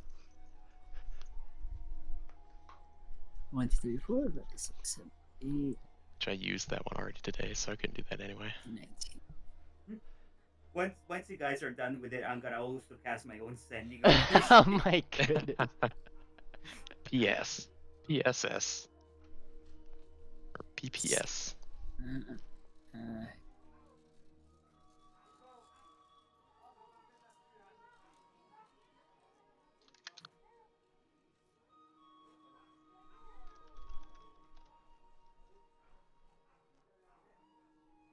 Okay, there.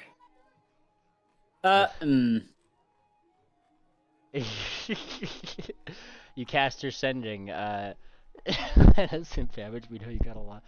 You got a lot of room in there to bring that small. No. Oh my Got goodness. his ass. Oh yes. Okay, versus his Will's DC, right? Yes. Oh yeah, that's a critical success actually. Oh my god. Scry Yeah, on doesn't have a him. lot of room. Like Scry on him. yeah. Whoever's scry on him because he immediately responds to Swift with like a listen here, you little shit. like. Who else I has just sent scry? this sending to. My dad was in the Airolonian Navy, and I don't need it. You know, like that's Fortuna, I scry. Yeah, I'm scrying. First, I sent that sending to right there. See that message? All right, I'm scrying. Yes, crystal ball. Come on, let's see if this. Okay, works. so that means he gets a -3. Yeah. Ooh. All right. You scry. He gets a will save. Where's the will save? Please be shit. Please be shit. Please be shit. It's pretty huge. Oh! Oh. You're in luck. Nice. I thought we Oh, wanted that's love. him, I thought sorry. we wanted That's shit. I thought it was That's even Fortuna less for some than reason. That's 25. Oh That's my. fucking 25. He's out of range anyways. Phase. Damn. So, oh my goodness. The spell succeeds in the eye, and the eye follows the target if it moves, traveling up to 60 feet. So this just follows him around too. It's not even just in one place. And you scry into what seems to be well, it seems to be Babbage and Cher. They're also in what seems to be like this temple. I have different VGM for this temple. Don't think Can that. sustain it for 10 minutes and fall on for 10 minutes. That's really good. Yeah. And like they're clearly in some kind of temple. There's a singular phone on an altar in this temple, and Babbage is fucking seething. Can you believe that guy? That stupid Blue! I'm gonna kick his ass! And he's like his hooves are up in the air, right? Like, you know, he's animating. And Cher is just like, Babbage, shut up! You're going to get us caught. I don't care. I don't wanna ever hear him in my head again. You know, next time I see him, I'm gonna. And he kind of thinks for a little bit. You know what I'm gonna do? I'm gonna insult his mother. He points to Cher, right? Oh yes, that will show him. That will show him, says Cher. And then you guys start hearing like a familiar voice of Ord saying, "Let me out, go for it, Adon." Oh, wait. Yo, what the fuck? Hey! I'm so stuck in the pipes. Quiet! And he actually takes out a little bottle that he seems to be holding Ord and shakes it. Oh, wait, no, but this is not a pipe. It's not a pipe, no. You're gonna stay with us, okay? You're our bargaining chip. That fucking... The bottle starts going red. Hey, calm it down. Calm it down. Yeah, like he shakes it again. Nah, this one's a feisty. Ow, shit! I gotta put it back in my bag. It's right. It's getting hot. Fuck off. Get me out of here. Yeah, puts a word back into his little bag of holding.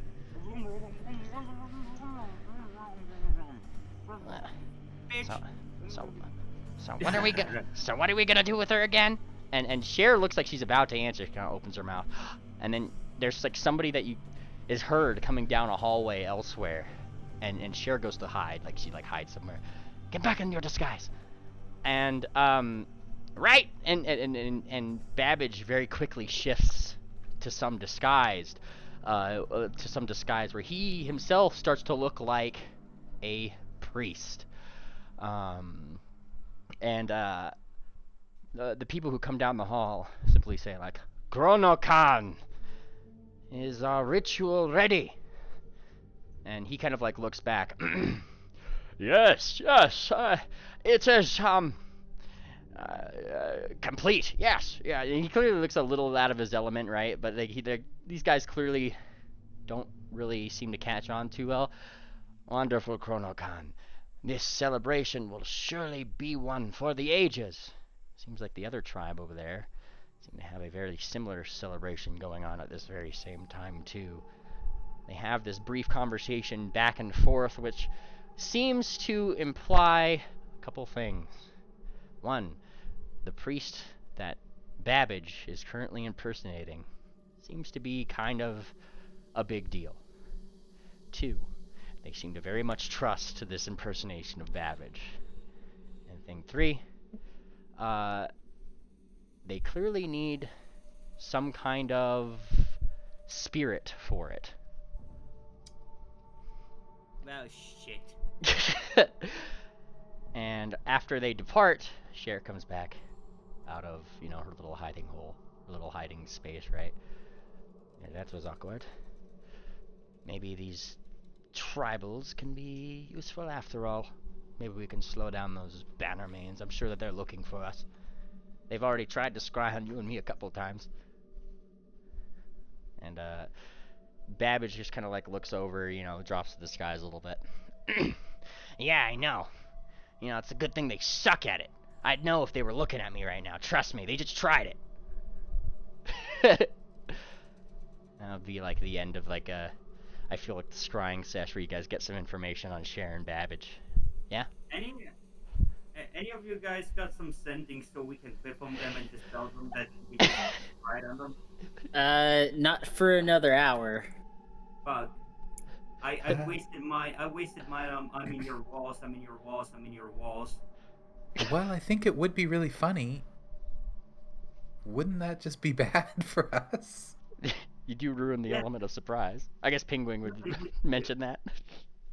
It would be really funny though. It would be really funny. I agree.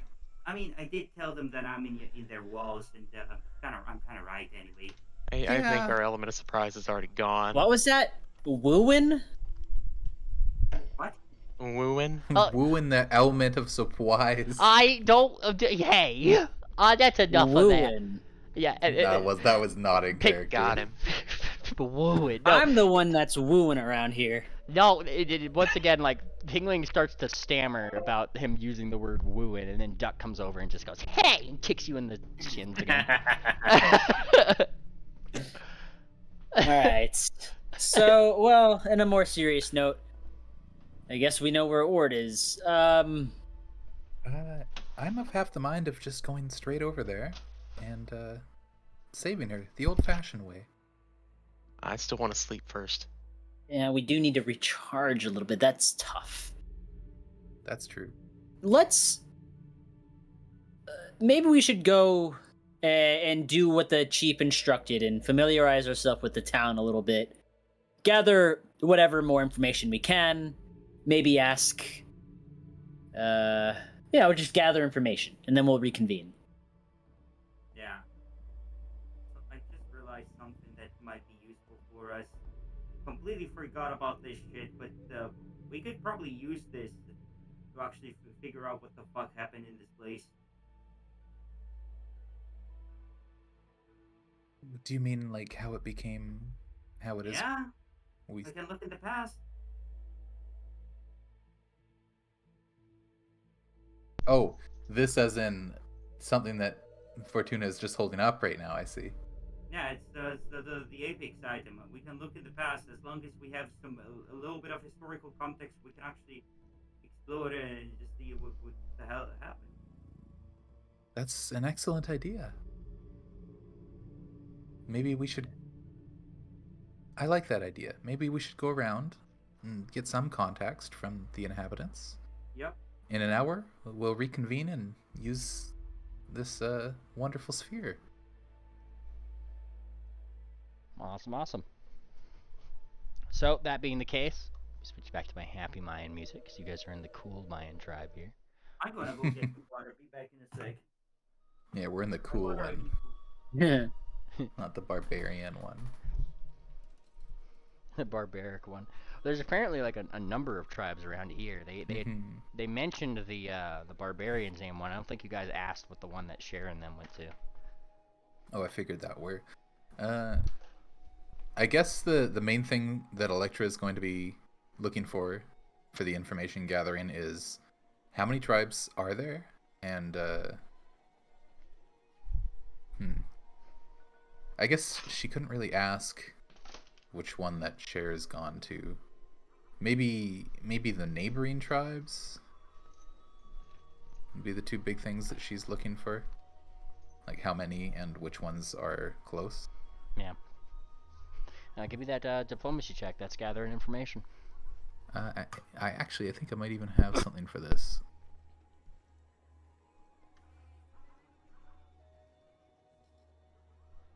Let me see. Let me pull up something really quick.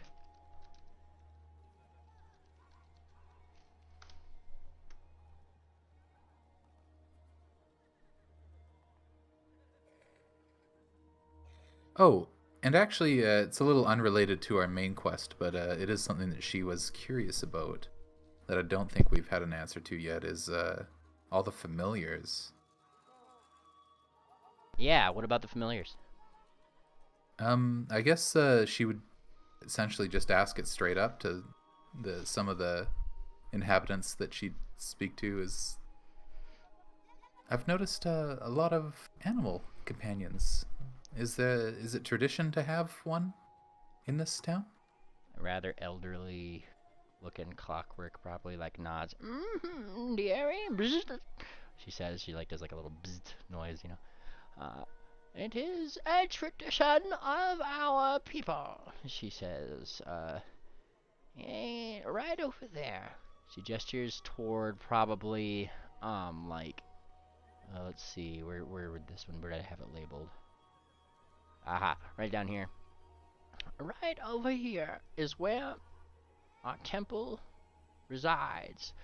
For young boys who craft their first familiars to engage in friendly fights, show off what they have created, and see their own abilities up front. She kind of like nods. The Clockwork Familiars Arena. And Nice.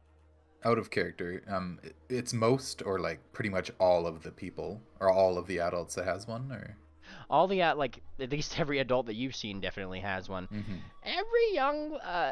Every young cog will one day grow up, and their coming of age ritual involves them crafting their own creature, either crafting it or becoming friends with them, like I would imagine. Maybe if you're traveling a triple, she gesture toward his little tortoise. Your friend here doesn't seem to have many tools on him, but that turtle seems to be very well bonded with him. I want to make a crowbar, by the way, now that I got a chance. Nice. Yeah, just give it a few clockwork leaves, give it about like 2 hours, and the hingeback tortoise will make you a crowbar. Yeah, I don't have enough tools yet, so this is going to be good. Yeah, nice. You're just gonna deck yourself out in all these manufacturing. tools. Yeah, the turtle now just manufactures triple thieves' tools. But this is perfect. Anything he needs. I actually got a question. Does this turtle since it's clockwork, does it not make any noise when it's completely still? When it's completely still, yeah, it's pretty quiet. The only thing that that really makes noise is when you actually feed it the clockwork material and it starts fabricating, because it's bending metal and it's crunching it together. You know, it's doing that stuff. That's really useful. Yeah. So I mean, you could put it on like quiet mode, and that pretty much just like temporarily pauses its production if it's making something, so you could remain quiet. You know. It's probably just like as loud as a watch is or something. Yeah. And I mean, even like, your turtle even has somewhat of a heartbeat, Triple. And the little ticking inside your turtle that you do hear, like if you put your ear up to it, is the same rhythm as that deep thrumming that you hear throughout the city on occasion. That's just kind of become a background to the city, pretty much. It's almost kind of weird, like, you're standing on a higher building and you're looking down past, like, you know, some of these buildings and stuff. Every, like, little movement, if you were to take the conglomerate movement of everybody in the city, every clockwork, every building, every ticking, moving mechanism, every leaf, every animal that you see, like, in that giant scope, it's almost like they move the fastest right at those thrums. Like, they're all just kind of moving to this rhythm, almost.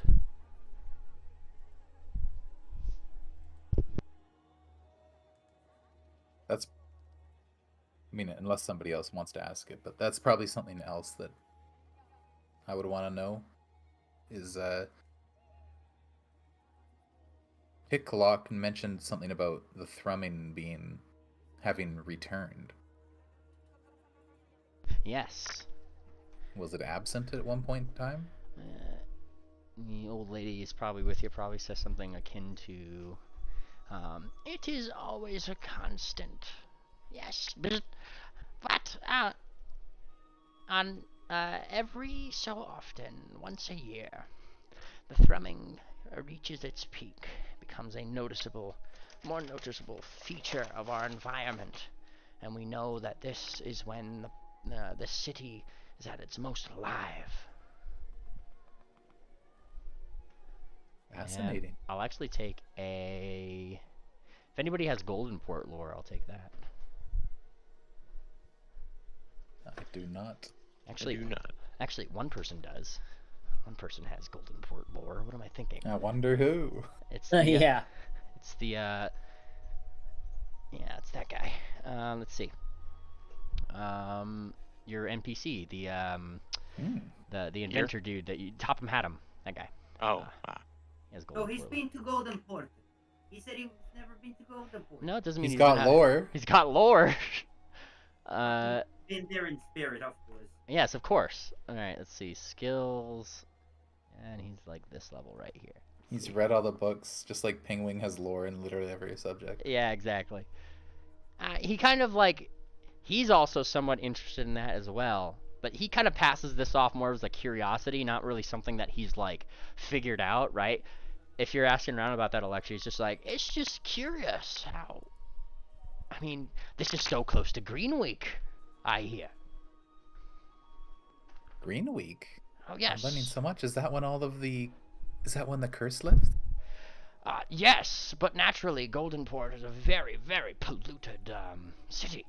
And so organics can't really live there for too long in that sort of environment. So for 1 week leading up to the Inventors Council that we're going to, a week or two, usually it kind of depends on their schedule, they kind of turn off all the machines and factories that are polluting the air, clean up the air a little bit to make it a little bit more habitable for when the clockwork ponies eventually turn into their normal selves again. He kind of nods. It's just odd that, well, I've been asking around too. A lot of these particular denizens here seem to generally have this same sort of celebration when the thrumming comes back around such the same time. You're saying that the increase in magnitude of the thrumming roughly correlates to Green Week every year? That would make sense to me, he says, like with like a little bit of a shrug. I mean, if Goldenport was to turn off a lot of their factories, a lot of that energy has to go somewhere, and then maybe it bleeds out into the surrounding areas. Crucible theory and all that. You have to have an equal amount in and an equal amount out in terms of power output. That actually makes a lot of sense. That really does make a lot of sense. That's a great theory. Glad I could be of assistance, he says. Oh, this is also fascinating.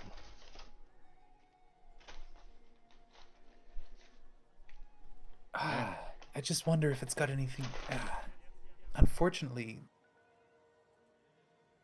Babbage and Cher needed to come right now at the worst time. I feel like if something significant's going to happen, it's going to happen during Green Week. Well, I hope that Maybe doesn't that's put a damper on the expo. Oh, that would be terrible. I don't know. I know we're not going to let them achieve their goals. It's just kind of a coincidence. And she's not going to say it out loud, but she's definitely thinking in her head. Those fixed moments in time. Oh boy. You just get the Kim Possible like dun dun dun dun. It's fucking Ivory Drop. Yeah, honestly. Yeah. All right. Who else was gathering knowledge? I know there's a couple people. What? Some people were walking around gathering. Swift, I think you were one of them. Yeah. Yes, but maybe I will try to gather knowledge, and I might have to go back to the cute priestess about this one, but since we know that they're trying to do some sort of ritual with spirits, maybe I can ask about some of their rituals and customs. Ah, fair enough. You go back to where she might be. It is Miss Tik'Toka. Yes, Miss Tik'Toka is probably making an effigy with Madame Fortuna, as she had previously mentioned. So she's kind of doing her thing there, and then she just kind of lets Fortuna do her thing while she comes over. And Swift, is it? Swift sail. Swift sail. It is hard for pleasure. me to say. Well, Swift is just fine if in that case. Would you mind if I put one of these with you? And she like kind of hands you almost this bracelet that she also seems to be wearing one. I don't mind a little accessorizing. Is this symbolic? It is hard for me to speak clearly in your tongue. Ah, okay. And he's gonna go ahead and put it on, Yeah. assuming that it's a translation of. Oh, right, a translation of some sort. It does, and you know, it kind of goes around your wrist, and as you kind of. So I got this. I got like an earring necklace, right, or something. Yeah, like they gave you your choice of like earring, necklace, maybe like a little cape or something. Like, he was kind of just giving parts of what he was wearing to you guys as like, hey, these had like things with the palace symbol on them, pretty much. Mm-hmm. Okay. Well, thank you very much. And he slides that bracelet right on.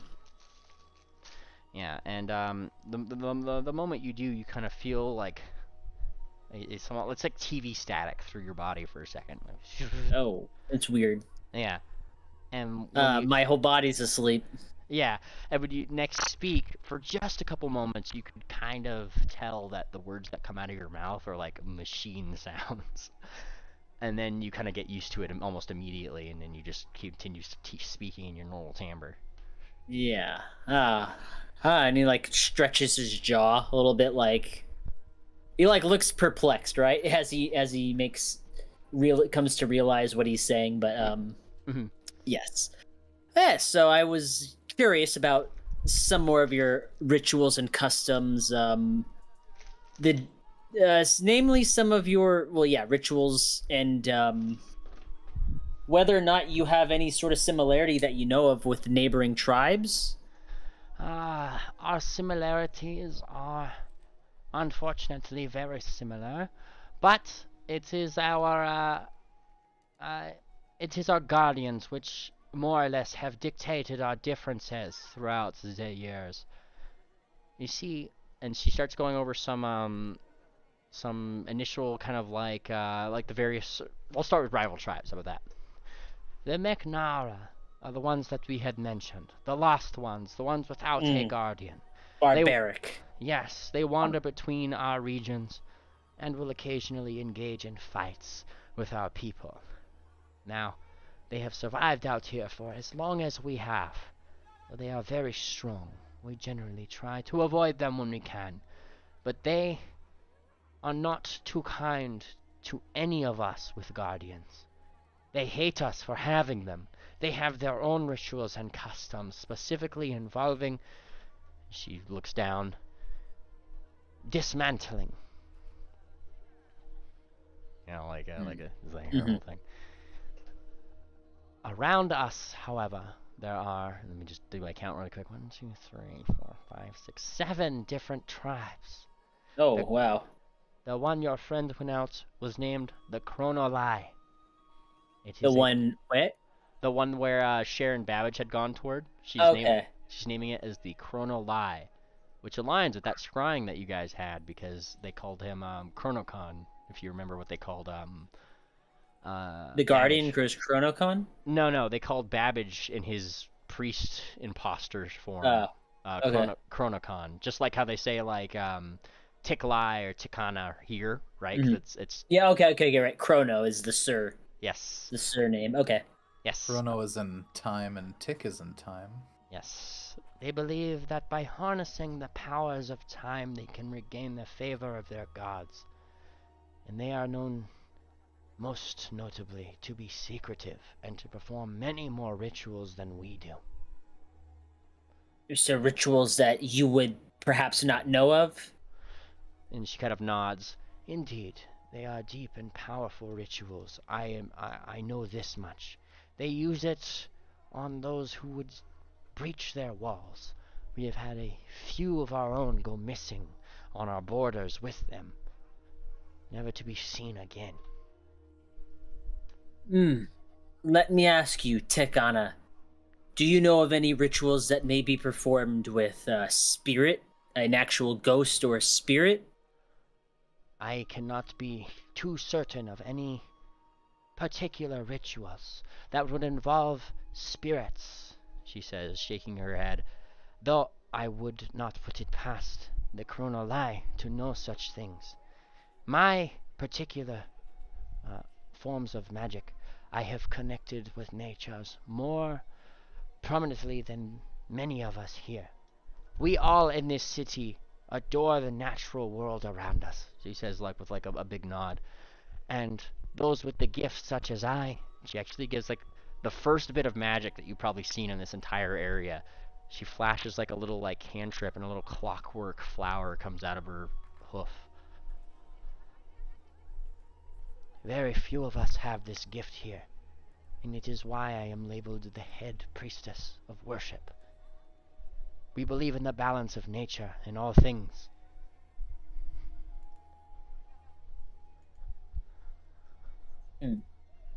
Interesting.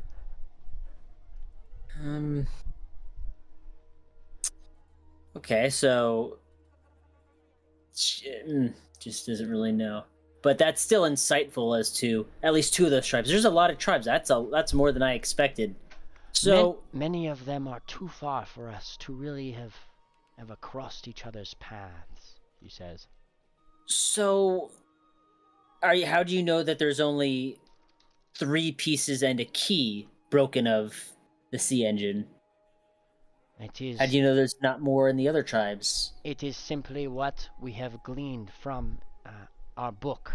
And she just holds out her hoof, and one of like the servants in the area kind of like hands her that book of facts that you said earlier. So one King Cog in your tribe, a guardian of the Meknara? No, not the Meknara. Of the Chronolai? The Chronolai have their own. Yes. Yes, and she just kind of nod to that. As does every major tribe who's gifted a piece of Enekini Kai upon their banishment from the Holy Lands. I'm trying to just get a head count, if you will. And I just have to pull up my notes because I wrote this one down for theirs. Hold on. Where do they have that? Yes, okay. And so, you're trying to ask about their guardians, yeah? The guardians of neighboring tribes, yes. Ah. Like how far off those guardians may be. There's to confirm that there's only, I think, 3 guardians and then the key to make the 4 parts, or is there a 4th guardian? The guardians that I am aware of, based on our histories, she says, are ours, obviously, the King Cog, A massive steam-back gorilla, she says. And this is where she, like, as she says it, right, her hooves go up, and there's this whole, like, red thing behind her. It illuminates this hieroglyph that they had inscribed into the wall with electricity that shows King Kong beating his chest, yeah. Great showmanship. Yes, and the chronoli. She gestures toward a smaller one to the other wall, which illuminates kind of blue, and it almost seems to be an owl or a bird of some kind that just seems to have an hourglass inscribed across its eyes. Our wing. Our wing. Our wing, yes. And the only other one that we have had contact with in the past. Gir Galan, she says. The tribe name I should specify. Gir Galan is that tribe's name. And she gestures to the opposite wall from Chrono Lies, and seems to be like almost like a lion made of clockwork. Its mane kind of has a lot of those intertwining gears, and as she like kind of gestures that way, the electricity through that hieroglyph kind of makes this lion roar, like reverberate through the walls. Lion gear. Lion gear. That leaves 3 tribes with guardians, the Meknara without a guardian, and assumedly 3 other tribes still without guardians? The other 3, I am sure, have a guardian of sorts. Though just not a guardian coming from the sea engine. We have not been able to ascertain as much. She shakes her head. Our own guardian, King Cog, restricts us from exploring outward. Would your guardian be upset if me and my party members ventured out and returned afterwards? King Cog lets no one leave his territory. No one leave the territory, huh? Where is the King Cog, by the way? King Cog is set deep within the jungle, and she kind of like nods. It is information only known by me and my brother. In fact, she says, this year, we too were planning to go to their lair. One which we have found, a holy place that opens during the ceremony. Only opens during the ceremony. Is it okay? Could we possibly be permitted to join you for that venture? I am not one to stop you, gods. When exactly are you planning on taking that venture? And she kind of like blinks. Perhaps we can take it earlier than normal. Tomorrow, she says. That's extremely early, but okay, that's perfect. I will have to convene with my party members, my fellow gods. Very well. And it's probably right around then that Fortuna comes forward with the most gruesome fucking effigy you've ever seen. And I've got to go. It was a pleasure to speak with you, Miss Tik'Toka. He's gonna lift a hoof and kiss the wrist of it. Yes, and she kind of like looks down, like confused. Is this a ritual of your own? It is a goodbye ritual. Then I do the same to you. And she lifts up your hoof. And she gives she gives like the wrist a kiss. Yeah. Oh, and that reminds me. And then he'll pull off the bracelet that's on that wrist. Yeah, you feel that that static through your body. Yeah. And then he'll return it with a polite nod, and then he'll leave. Awesome. Awesome. Well, that was informative. Yeah. Y'all got some information. So what did you guys find out? Well, is anyone else trying to find anything out? Like I'm at a loss. Triple?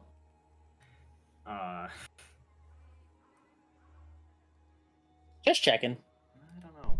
It definitely seems one thing is clear between Ophiuchus and Electra. I'll give you guys this: is that the commoners here seem to be kind of like have this mythos about their current thing that like Draconic? that yeah, like remember how they had asked Electra if she Mhm. brings luck, right?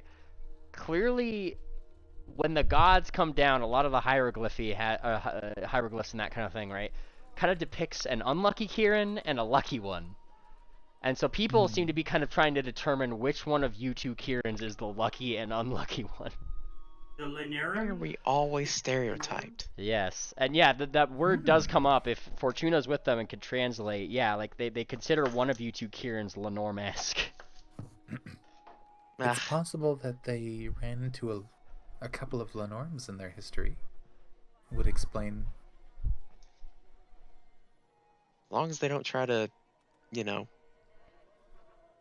exact some kind of revenge or take some kind of, I don't know, perform some kind of ritual for luck on us. Yeah.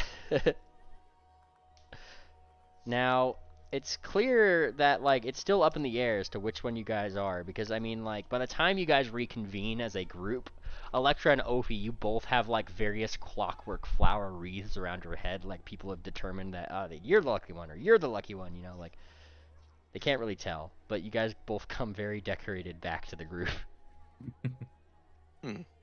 Well, Who someone's went shopping. Who's more decorated? Who's the luckier one? Who's got the most? Hey, Who's getting the better decorations? give me a diplomacy check between you two. Oh. A contested diplomacy check. She's gonna win that. There's no way she doesn't. It's possible you do. I rolled a I'm 7. trying to get to... Electra rolls a nat 1, Kieran luck. Yeah.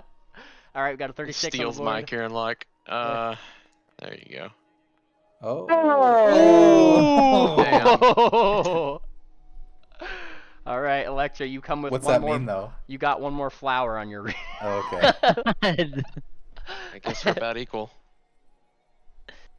I guess they think we're both lucky. Little do they know I'm the lucky one. Half of them, half of them think you're lucky. The other half think I'm lucky. So, half of them hate us. I feel like hate isn't right. It's probably more something akin to like what would yin and yang be called in Astian? Kin and Kang. I don't know. King and Kong. King and Kong. King and Kong. Tick and Talk. Tick and Talk. Tick and Talk. Honestly, yeah, that would be the clockwork one, right?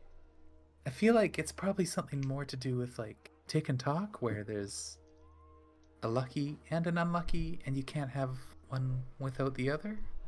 I think it's got more to do with whenever they stub their toe. We'll see. Triple, you As long as they don't sacrifice you stub us. your hoof again at this exact moment, Triple. Why? Why? Why would the universe do this to me? I'm looking around for where Gunther is. Gunter is currently like trying to sneak up on Triple's turtle. Oh. Oh, No, that's not gonna happen. Done that. that's some Wallace and Gromit shit going on right now. Of leaves. What was that? Erect a wall of leaves around it. Yeah, you do so, and then Gunter's whole plan was now suddenly foiled. Crunch. But yeah, as far as the info we got there, I don't reckon I have anything I can act on with that right now, but I will keep that in mind. Yeah, feel free to discuss it up. Anything that you guys, because I know like different people got different information. It'd be good to share with your party, Ophi will Yes. say to you guys that they're machines that believe in luck, which is very strange. They do seem quite devout to their god. Doesn't seem like they're what you'd expect from a typical machine. They're just like any old pony.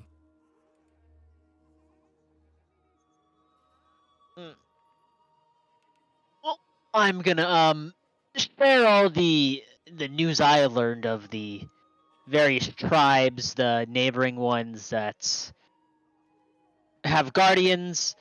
Unfortunately, I couldn't figure out what they may be doing with Ord spirits, but at the very least, we seem to have uh, an appointment for going to meet King Cog tomorrow. Oh, and apparently no one gets to leave King Cog's territory, so that may cause an issue with us.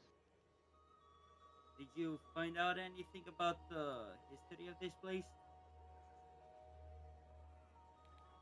Did you? I was kind of freaked out for the whole thing. Not history much, no. History like what? Like, here's the thing. I bounced that idea earlier, but I got the fancy time spell on this crystal ball thing, so I can actually look in the past. But if I just know just one shred of historical context, I can pinpoint exactly what happened and why this thing is here. Since we're so curious about it, figuring out where this city came from. We do have a decent amount of historical context. I'm assuming you're wanting to look into the past to see how the piece of the sea engine got here. Yeah. Right? Yeah. Well, we already know that the sea engine was broke into several pieces, and each piece became a guardian of one of these tribes. That's a piece of history. All right. Mimli, can we roll that shit? I want to use my fancy ball. Alrighty, you could use your fancy ball. What are you trying to scry? What event of history are you trying to scry on? We're trying to figure out how the pieces of the sea engine got separated and got put in here. Gotcha. Yeah, you start scrying. That being said, if you're scrying on this particular historical context, who's your target? Who's your target person? You have to target somebody with that. Oh, like, you got the historical context, just who in that historical context are you targeting? Last time I used this thing, I just fucking showed fucking pants to everybody with no target. Okay, look, Yeah, you do have Nuts here. That's a perfectly valid target for this. Probably Nuts.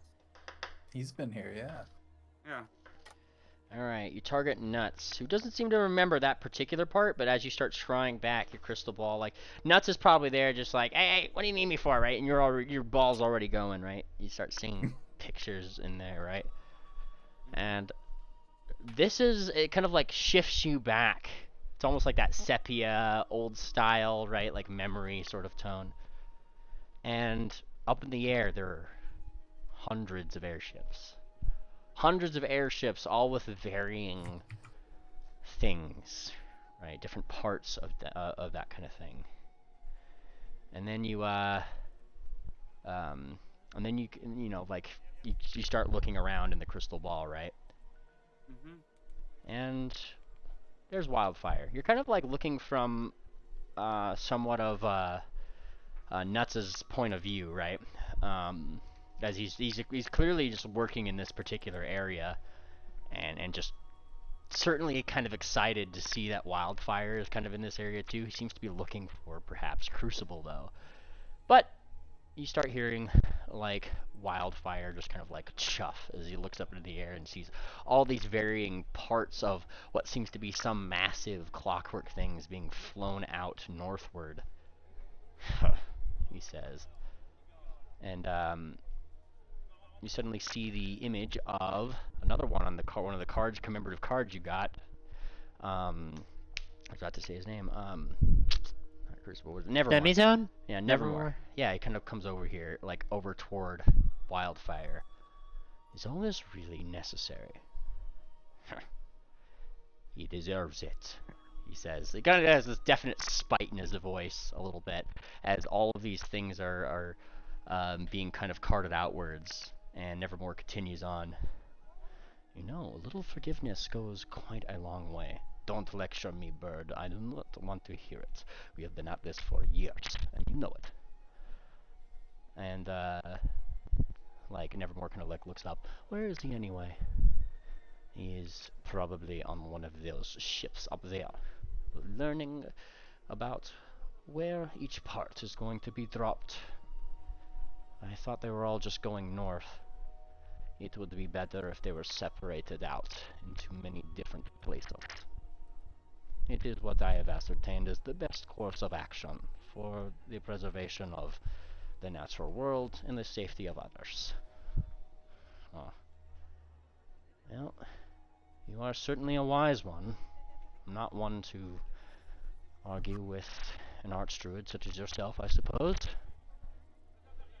And, like, all the while, you see, like, Nuts right here. Like, he's actually kind of transfixed by this sight, because he clearly doesn't fucking remember this shit. But he's, like, kind of peeking around the side and, like, listening in on this conversation, you know? But that's, like, they kind of go back and forth about that just for a little bit. After a moment, or after a while, like, Nevermore kind of just says, well, I'm going to go find some of the others. I think that they're also probably looking for our friend. You have a good day, and I hope that we meet again. Same, I suppose. And then Nevermore and Wildfire kind of part ways, and then the crystal ball starts to go a little foggy as that particular scrying and that moment of history kind of fades off. Well, so it's confirmed that that's the sea engine. It's all over this fucker. Wait, what are they guarding in Goldenport then? We know for a fact that they're still guarding something in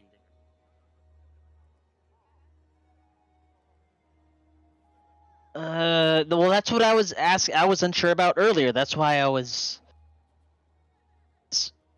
Did they mention they're still guarding something? I mean, from I assume they're guarding something from all the talks we'd had. You know, Goldenport being super protected and stuff.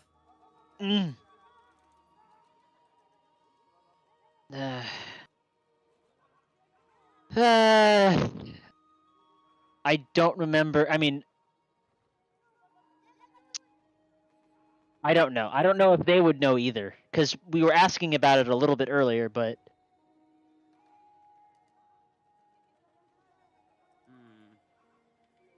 And we don't really have a way of finding out unless we get there. But we have this here keeping us busy now. Alright, well, I guess it won't hurt to go ask them again. We can ask them tomorrow on the journey to King Cog, perhaps more. Yeah. That sounds like a good time to bring it up. So what do we do now? Let's go. Where? To bed. To bed. To Nighttime? bed. Yes, we have engaged in a march into Fort Advocacy, engaged in an immediate train chase, crashed, trekked through a mechanical jungle, and then socialized with its village. I think that's a good enough day.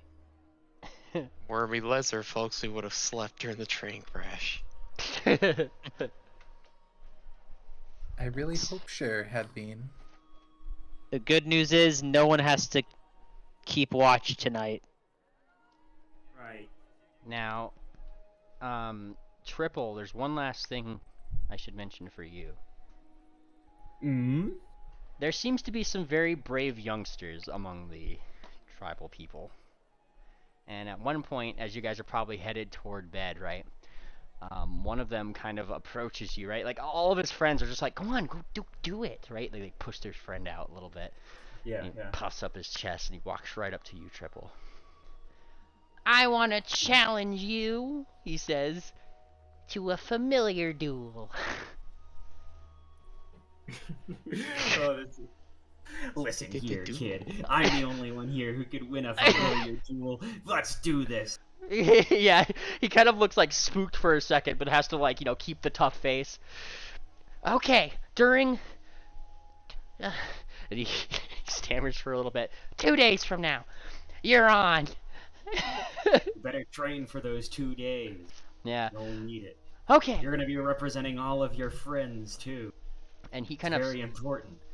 skips off, and as he does, as he runs to, like, all of his friends are like, "Whoa, so cool! You just challenged a god." Two of them are like, "You fucking idiot!"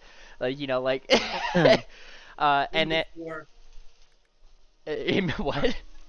him before his familiar is King Cog. Yeah. Full size too. It's not even like a mini version. Yeah, and then the other ones are gonna be like, "Are you gonna make any modifications to him?" And they say like he's just like, "Probably. I gotta make a few tweaks. I don't know if I could take him." You know, like they're running off. They're just being kids, but they're challenges of bravery, right? Coming of age ceremony. No better challenge than one against the gods, right? Mm-hmm. Yeah, he's trying his luck. Are you gonna go easy on them? Sorry, I forgot my push to talk button. No. if I go easy on them, they'll be able to tell that, and they'll be disappointed even if they beat me. So no, I'm just gonna go as hard as I can. The worst that can happen is that they lose. Okay, no. If you go as hard as you can, you're probably gonna kill them. Oh, it's just Oh wait, really? Can this thing die in that? The turtle like looks up at you very like non-comprehensively. Oh, we can't have this thing die. Too late I've been now. hunter for like a day now, and he's Yeah. already made me this. All right, well, he's gonna prepare for that. Maybe if there's like a crafting check he can make. Yeah. It'll be a crafting check overnight. Start outfitting your turtle. Yeah. I like how you agreed to the challenge. You're like, wait, my turtle can die. You know what, Triple? I can body you something. Yeah, I could use a little help. Oh, baby, this Yeah. is good.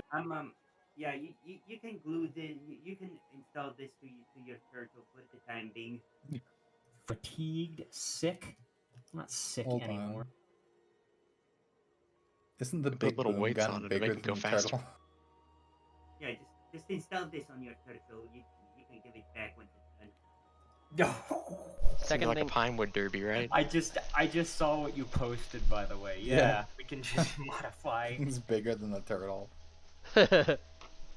It's it really is a metal slug boss design.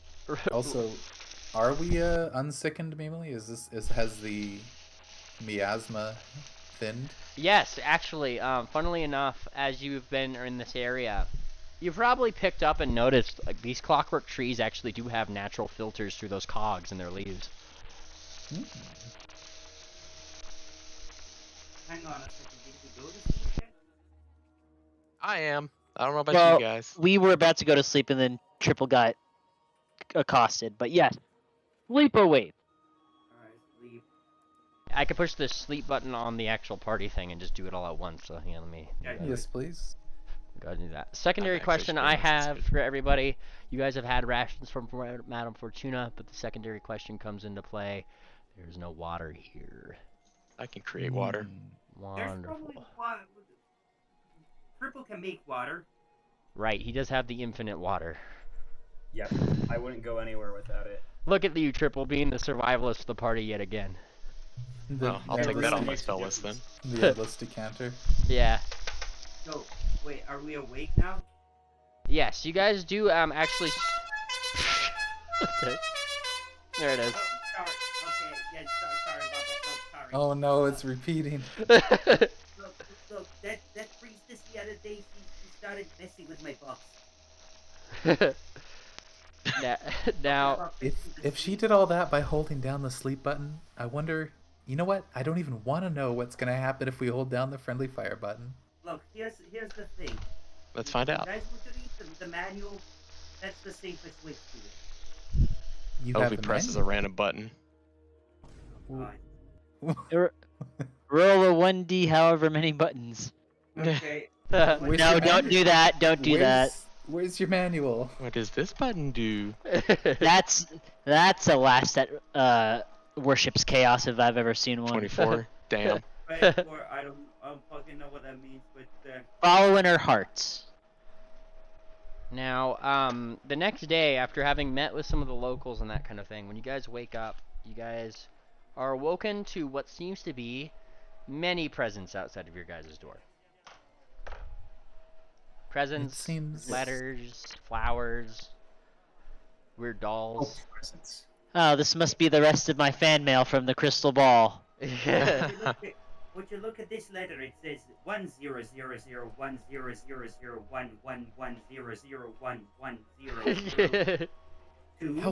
How There's a forward? 2! There's a 2. When's there a 2? And Ah! it's actually that is actually a fact. There is occasionally a 2 among the zeros for some reason. It must have had a glitch. That's I not didn't know they normal. went to base 3. But yeah. Are all these just in binary? Most of the letters and that kind of thing seem to either be like scrawled in binary, like like machine language, that kind of stuff, right? Or just hieroglyphs in their own. Like some people just like to send you guys pictures. Like there's like a couple ones that you probably get from some neighborhood children, for example, that just says like Swift. You probably get one, for example. A kid had probably drew of Swift getting his body buffered with like a buffering thing or something, and that's why he's so shiny, like that's their interpretation of why you're Like so Opie and Electra? yeah. Opie and Electra, you guys get this like this mix with Opie and Electra. And like No, because they're like buffer, right? Oh yeah, exactly. Yeah, Oh, exactly. Apple Grinder. Yeah. It's like they're buffering you, and they're just kind of assuming that that's probably how Yeah, you got check this out. Well, our gifts are either they're telling us to go away or bless them with luck. I don't. Electra probably gets like one letter that probably says like, "Do you like me?" and it has 2 boxes that say yes or no. 1 or No. 0. Yeah, 1 or Is there 0. Is there any return address I'm at all? 100% certain you were going to say that, Anon. I'm sorry. How do you know? I was gonna say it's 1 or 1. Well, you see, they don't really put a return address on there. They just assume that the gods know exactly where they are at all times, omnipresence, right? Let's see. So there you go. It's kind of a mystery. We could use a tracker here. Maybe just have Moon Planner sniff on it so we can actually track who sent this, but it's not here. I don't need to find it. I was just wondering. No, we What can is with- find your secret matter. No. I was just wondering if they had any chance at all. Essentially out of character, she was just wondering if they essentially left a note, "Do you like me, yes or no?" with no way of telling who left the note. Yeah. It's just like they kind of assume that you know what to do with the note once you've answered the question. That's quite alright, Fortuna. Let's bullhorn and ask the whole town who wrote it. Oh my god, that's so I- bad. Don't think that's necessary. Alright. Maybe next time. Maybe next time. If it happens again. You know what? Maybe. Now, one of the first people to come and greet you is, of course, the head honcho himself, Mr. Tik'Toka, who shows up. You hear his rolling, right? Good morning. Good morning, Chief. And all of the blinds just slowly start to kind of open on their own, as if it's like on a natural process, the sun is bright today. A good sign. Yeah. A great day to visit a guardian, is it not? A wonderful one. I heard that Chicana was making preparations for such thing. Perhaps she might have an update for you on that. She was up all night. Bless her heart. Update? Yeah, like, an update. An OTA. Like she's telling us something, or is she gonna upload shit to Well, us? the guy is just saying, she spent all night, like, doing something. I'm still worried about what they meant by connect. So you see, you gotta stick this up your butt. I thought it went in the back of my neck. No, wait. They said one goes in my mouth and one goes in my butt. I don't These- think Wait, I maybe that talked was to a the same dream. people as you. These organics are quite strange. Yeah, they have no port. They're not compatible with any systems. Ah, proprietary software. Yeah, yeah, I know. It's... Wait, was Crucible an open source guy or proprietary software guy? Oh, definitely, like, fucking proprietary. He's not- Apple, dude. Yeah, he's Apple. I'm gonna hit the bed. What was Oh, that? my spells never got reset. It says they Mimely did. already hit the It bed. lied. I know it lied though. You lied. Well, feel free to hit it again. Liar. And you guys got Ophi with you if you guys... Lie. I imagine you guys are at full health again. That worked. Electra is going to use a spell though. She's going to use telepathy to talk to To talk to who? her party. Okay, targets creatures. within 30 feet. Telepathic. Yeah, she essentially just wants to talk to her party without talking to Tik'Toka. Yeah, makes sense. And she's going to make a connection and say, we still need to decide what we are actually going to do with this King Cog. Do we? Yes, he's part of the sea engine. Cher and Babbage are going to be coming for him. Are we gonna? Well, we can stop them. I still We don't think have to worry about it. So are we gonna stop them and leave him here to defend the town? He's done it for however long he's been here. I agree. Just go. I'd be fine with that. I think we should just come to some sort of decision so we're not fumbling over each other when the moment arises. no. She's quite right. We should be on the same page. There's just waiting for them, but we also don't know what they're trying. They're trying to do something we saw in the scry. We just don't know exactly what they're doing. Well, one easy way to fix that, we scry on them again, find out where they are, and track them down. If that's what we think that we're all gonna do, I'm If fine we're- with that. I think that would be the best solution, is to stop them directly. Why did all of our trackers go in the other party? If we could at least get in their vicinity, we could have. If we can have Triple sneak the key off of them, then again, that's a huge win for us right away. But we might have to talk to King Cog and explain the situation to try to grant his to gain his blessing. And His he blessing also- requires a sacrifice. Yeah. Well, we have an already- effigy. Yeah, we already prepared a bunch of weird Organ dolls. Oh, okay. I guess that works. Look, and if we need more, we can probably... No, we can't find anybody around here with organs. So what I'm hearing is, as of now, sorry, you finish. No, unless anybody here wants to volunteer to get some extra organs to harvest Risley Grove. I could not hear you. Sorry. Stupid idea. I think Fortuna said we've already got an effigy, so unless anybody wants to volunteer for sacrifice, we're good. No, not sacrifice. If we need more, anybody wants to volunteer to cast some Risley Growth on them so I can harvest some more of these organs? I think your effigy is fine already.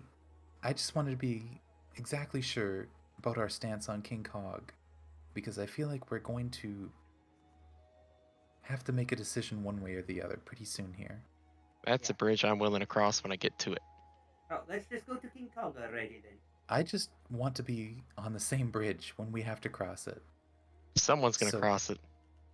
So we're all in agreement that we are going to leave King Cog in defense of this town and essentially try to stop Sharon Babbage directly then. I take that Speak as now, a yes. or forever hold your peace.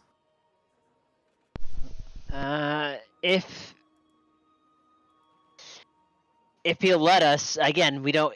Well, I don't know obviously, what. if the situation changes, we can decide that then. I just want to make sure we're on And the so same long page as we now. can get a scry on them and find out where we don't know how far off they are. Again, we don't have our trackers with us. But it doesn't really matter because it's going to be something we're going to need to make the decision about eventually. Well, they I got was way too fast. wondering whether we wanted to try to destroy King Cog or not. No. Nah, Probably not. Okay, I'd really rather not, considering it has a part of, you know, I agree. a, I agree. Engine. a death machine in it. Well, that was... Planter is gonna cry if we destroy a piece of historical. Okay, the only reason I asked is because the destruction of King Cog would guarantee that this horror would never be woken up again. I think you're explaining that to people who don't, who aren't in disagreement with you. Yeah, technically, if we destroy one part, they're fucked. I'm not trying to explain anything. I was just trying to clarify what our view But we is. see the significance that it has on this tribe. Let's get Exactly. moving. Okay. You know, I've been thinking of something. Since they got Ord, they're probably gonna meet us eventually. What was that, Anon? You cut out. Since they got Ord, they are probably gonna meet us eventually. Because, Well, we you don't know exactly what they're doing with her. Yeah, true, but you know, you heard what they said. It's their bargaining chip. That is true. I figured she was the spirit. What? Wasn't there supposed to be some sort of spirit sacrifice? Oh, right. I figured. What does she that care? She'll just appear right next to Swift. She is a spirit, and she can still be sacrificed. He's currently bottled up. Pingling's probably going to come over and be like, I'm more worried about the fact that he's a necromancer, and Ward is a ghost. Oh, Well, I'm technically a necromancer too, so I take offense to that pingwing. He kind of gives like a little bit of a chuckle. Oh, you wish you were. Ask your girlfriend. Dog, dog. And Duck comes over, hey, and kicks you in the shins. Hey! Hey! And she kicks you again in the shins. Rude! what the fuck? I don't know, I just kind of thought somebody was making fun of me. I'm sorry. And I didn't even bring any popcorn. Damn. We're making fun of Penguin. I'm just on edge right now. She says, and she kind of does like a little like air boxing with her hooves a little bit. That's great, Doc. Honestly, it is. Use some of that energy towards Babbage and share when we find them. I'm gonna kick him in the butt. And she I feel like she stole some of my energy when she got resurrected. No, look, Doug, if you want to do some damage, you gotta kick them in the balls, okay? That's rude. That's... Kick Cher right in her balls. Look, Babbage. Babbage is even more rude. He deserves it. Yeah, but that's We just... start spinning those things again. Isn't he the guy who killed you? and she kind of thinks. I guess? Exactly. But he didn't kick me in the balls. Yeah, but he killed you. Kick him in the balls. Give me a diplomacy roll. One good turn deserves another. 1d2. Which one's gonna get hit? Let's be honest here. A kick in the balls is like orders of magnitude lower than killing somebody. That's true. No, wait, that's crafting. Sorry. Oh. Damn. All right, yeah, it's that's still a 20 though. Yep, that'd do it. That'd do it. You know, Duck kind of thinks. You know what? You're right. I'll kick him right in the balls next time I see him. There we go. That's I expect that. nothing less. Oh my word. Alright, let's get moving. All right. Problem is you don't know exactly where to move to. So where are you guys going? Weren't meet we up on a with- guided tour to Yeah, meet to meet up King with the Kang? chief in Tik'Toka. Yeah. So you go find where Tik'Toka is. Now, Tik'Toka herself is actually in her priest studio, if you will, her temple. Let me switch my music here. And she looks worried. All three of those like electronic things like around like the hieroglyphs around that are illuminated by electricity, they're all like lit up. And she looks frightened at this aspect. What seems to be the problem, Miss Tricana? They are abnormal. Including King Cog? And she kind of like looks at King Cog, who's like the biggest, most upfront one there, and he's like, his visage is flickering. Yes, these particular energies are in sync with theirs. And look, and those three walls that I had mentioned before that were kind of like displaying the, you know, those things that she gestured to them, right? Normally they were a very good display. Now they're kind of like zapping and, you know, like actually fluctuating a little bit, especially King Cog. I do not know what has angered him so close to our festival. Well, I think that we better just get there as soon as we can. She looks like terrified. Go and seek King Cog. I am not a god like you. And she like looks at you guys like a little like, holy shit, are you really pulling me into this godly battle of yours? Like, you know. We need to know where he is. I will guide you there, might... but I cannot fight. We do not ask you to fight. We would never expect that. Just tell us where it is in the book. Yeah, she falls into a bow. We will guide you there. You follow. You follow.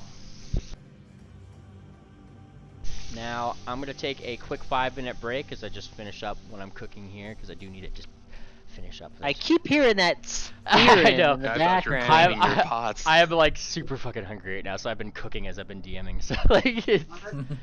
That's some nice pissing style you Let him cook, let him cook. Yeah.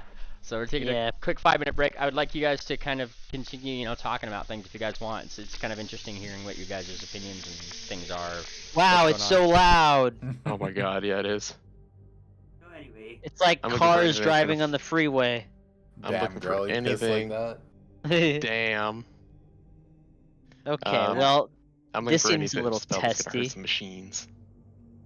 So, just to get things clear, we are currently being led out of the town by the priestess into the forest on our way to King Cog, who is supposedly acting funny. Yep. I think so, yeah. Okay. No, it's gonna be a 5-minute trip. We're gonna be walking, so... I guess presumably Cher and Babbage got whatever they were doing off with their ritual. Must have stole something. But I don't know if we'll have a way to communicate with King Cog. We'll probably have to beat him down in order to communicate. I don't know. I'm dubious about how sentient King Cog is going to be in the first place. He's a piece of the sea engine. Who was... I mean, I feel like there's probably some way to communicate with him. Maybe. It's a work of what's his Crucible. name, and everything he makes is some kind of sentient. You know, what if, I wonder if there's a way to interface with it. You know, I'm Crucible Tech, this Crucible Tech. Maybe That's very lewd.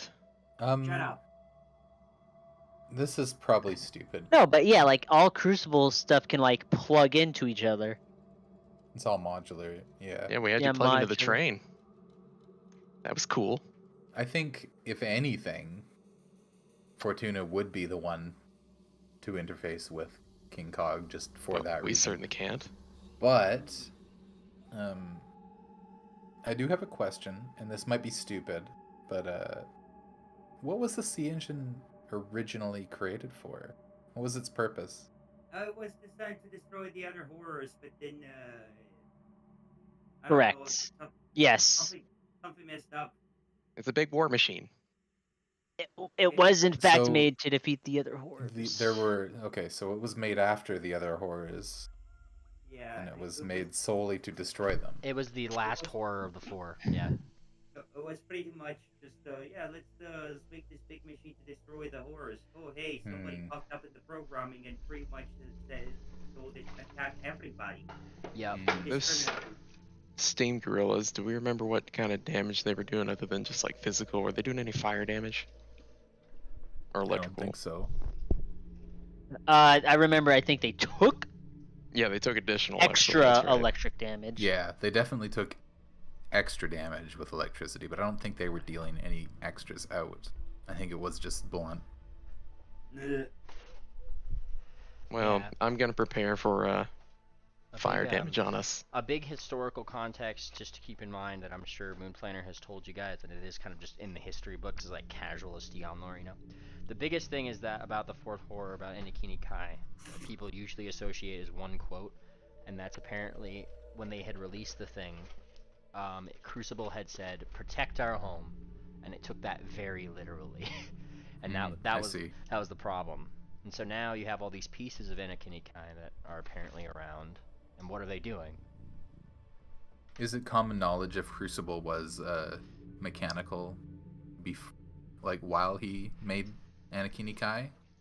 As far as you know, No is a completely acceptable answer. As far as you guys know, I mean, everything only started becoming mechanical after Crucibles and Wildfires, like little fucking war about this thing, and then, you know, that thing got released, they had to defeat it, and pretty much that was Crucible losing that little fight, and then the nature gods took that as a concession and cursed anybody who helped make the city into being clockwork. And that's kind of common, historical knowledge. Yeah, like people who are clockwork have known this for a long, long ass time. Like if there's a clockwork pony at all, Electra would know it. Yeah, their Phantasm, I'm sure, would have told her. Their family line it's very obvious that their family line had something to do with creating the city. You know, okay. I wonder, maybe if we stop this fucking thing, the engine for good, maybe we can break that curse. Electra, you know you can't do that. Swift, go on and put that spell effect on yourself. Okay. I would know that, yeah. I would know either it's impossible to do so or that we just didn't do it, so... Break the clockwork pony curse. Look, all I'm saying is that they got it kind of rough, you know? Like, I'm sure it's... gods are kind of fucking dicks. All I'm saying, Fortuna, is I'm sure it's possible, but I don't think that we achieve it. Maybe they like being clockwork at this point, who knows? Alright, and as you guys start getting closer and closer to your destination, effectively, Tik'Toka starts to kind of slow up. We are close. She looks outwards. All of the birds and clockwork things have kind of stopped in this area, and now the only thing you could really hear are the giant gears continuing to thrum with that beat. It's no wildlife, though. Further past there is Cog's lair.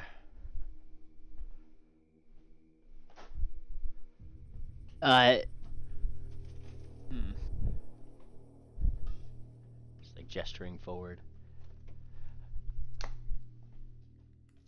Is it a cave? Is it something that we like a landmark that we can? You guys haven't. She's just gesturing further into the trees. You guys are free to go there. If you guys are going forward, I'll load you into the next map. It's up to you. All right. If this is just 20-minute adventure, come on. 20-minute adventure. Yeah. 20-minute adventure. You start going. Let me roll. Yeah, let me grab something here.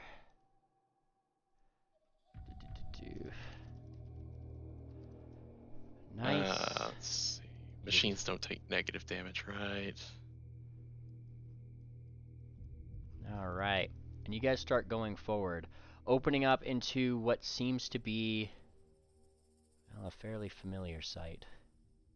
Let me, Familiar sight. oh yes, Familiar. a fairly familiar sight actually. Let me place you guys on the map here in the orientation that you're coming in, I imagine.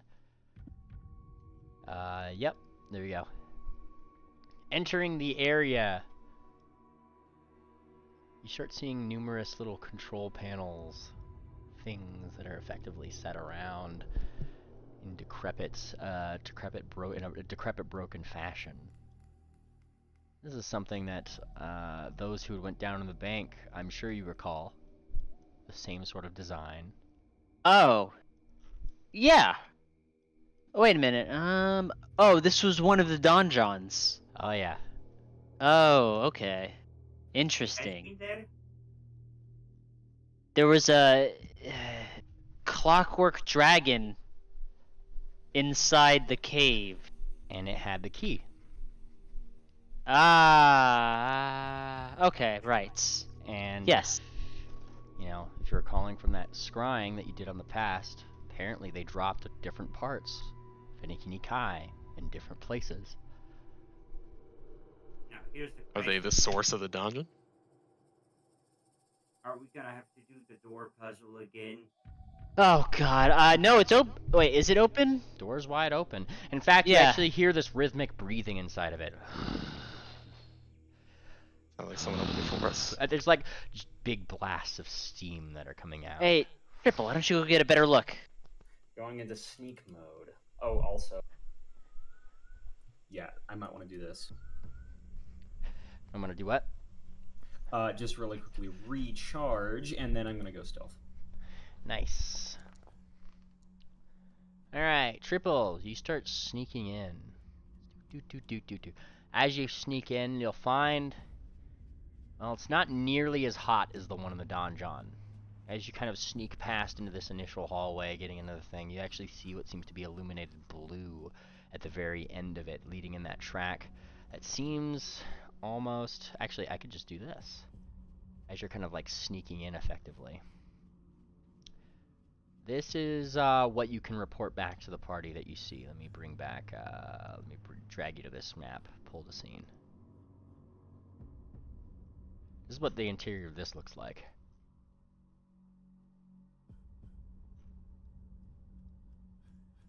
Ooh, okay, okay. Let's do just a basic notice check. Yeah, give me that blind perception. You start hearing that, like, breathing more prominently. Breathing. And you look around, you don't see anything. I imagine at some point in your looking, you turn around. Perhaps there is nothing here. It's just a sound, it's just a speaker. You can't pinpoint wherever it is, it kind of seems to keep moving.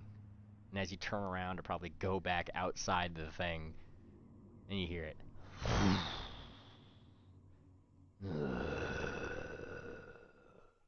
A voice. Yeah, a voice. You turn around and you feel a wall, and it's moving. Okay, I guess we can't. No. Okay, so it's just. I have no way to react to this. You do. You have time to run back out to the party, is what I'm saying. All right. I'm setting up the scene for like. Here's the thing. So I'm gonna run out there, and I'm gonna be right next to the door and says the door is closing. So if you think it's a good idea, come in. Because at this point, yeah, there's not really much elsewhere to sneak. We're either fighting this guy or we're letting this door close. Yeah. And Triple, you run out. Right when the rest of the party, you guys see these red eyes behind Triple. That certainly wasn't a wall you were running into there, Triple. That was just him.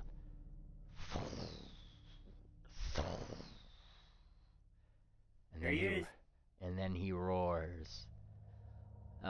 He roars a mighty roar that not only shakes the surrounding trees, but... That gives me time to hide again. Yes! Hog! Yes, like he kind of like looks down on all fours, looks around toward each one of you guys, and I'm actually going to say that this is a good point to end session today. Well, okay. I'm still gonna Swift this before we go. That way, it's there I next was time. trying Yeah. to roll Yeah. initiative. I know you're ready to roll initiative, but I want to refine a couple things on his sheet after today because there was a lot of details. Yeah. So, yes, I hope you guys had fun. We're back into the swing of things, y'all. I did. Yeah, that was a fun session. Yeah. It's always a good mark of a good session when it ends earlier than you expected it to. Oh yeah. Mhm. Or that you wanted it to. Yeah. Yeah.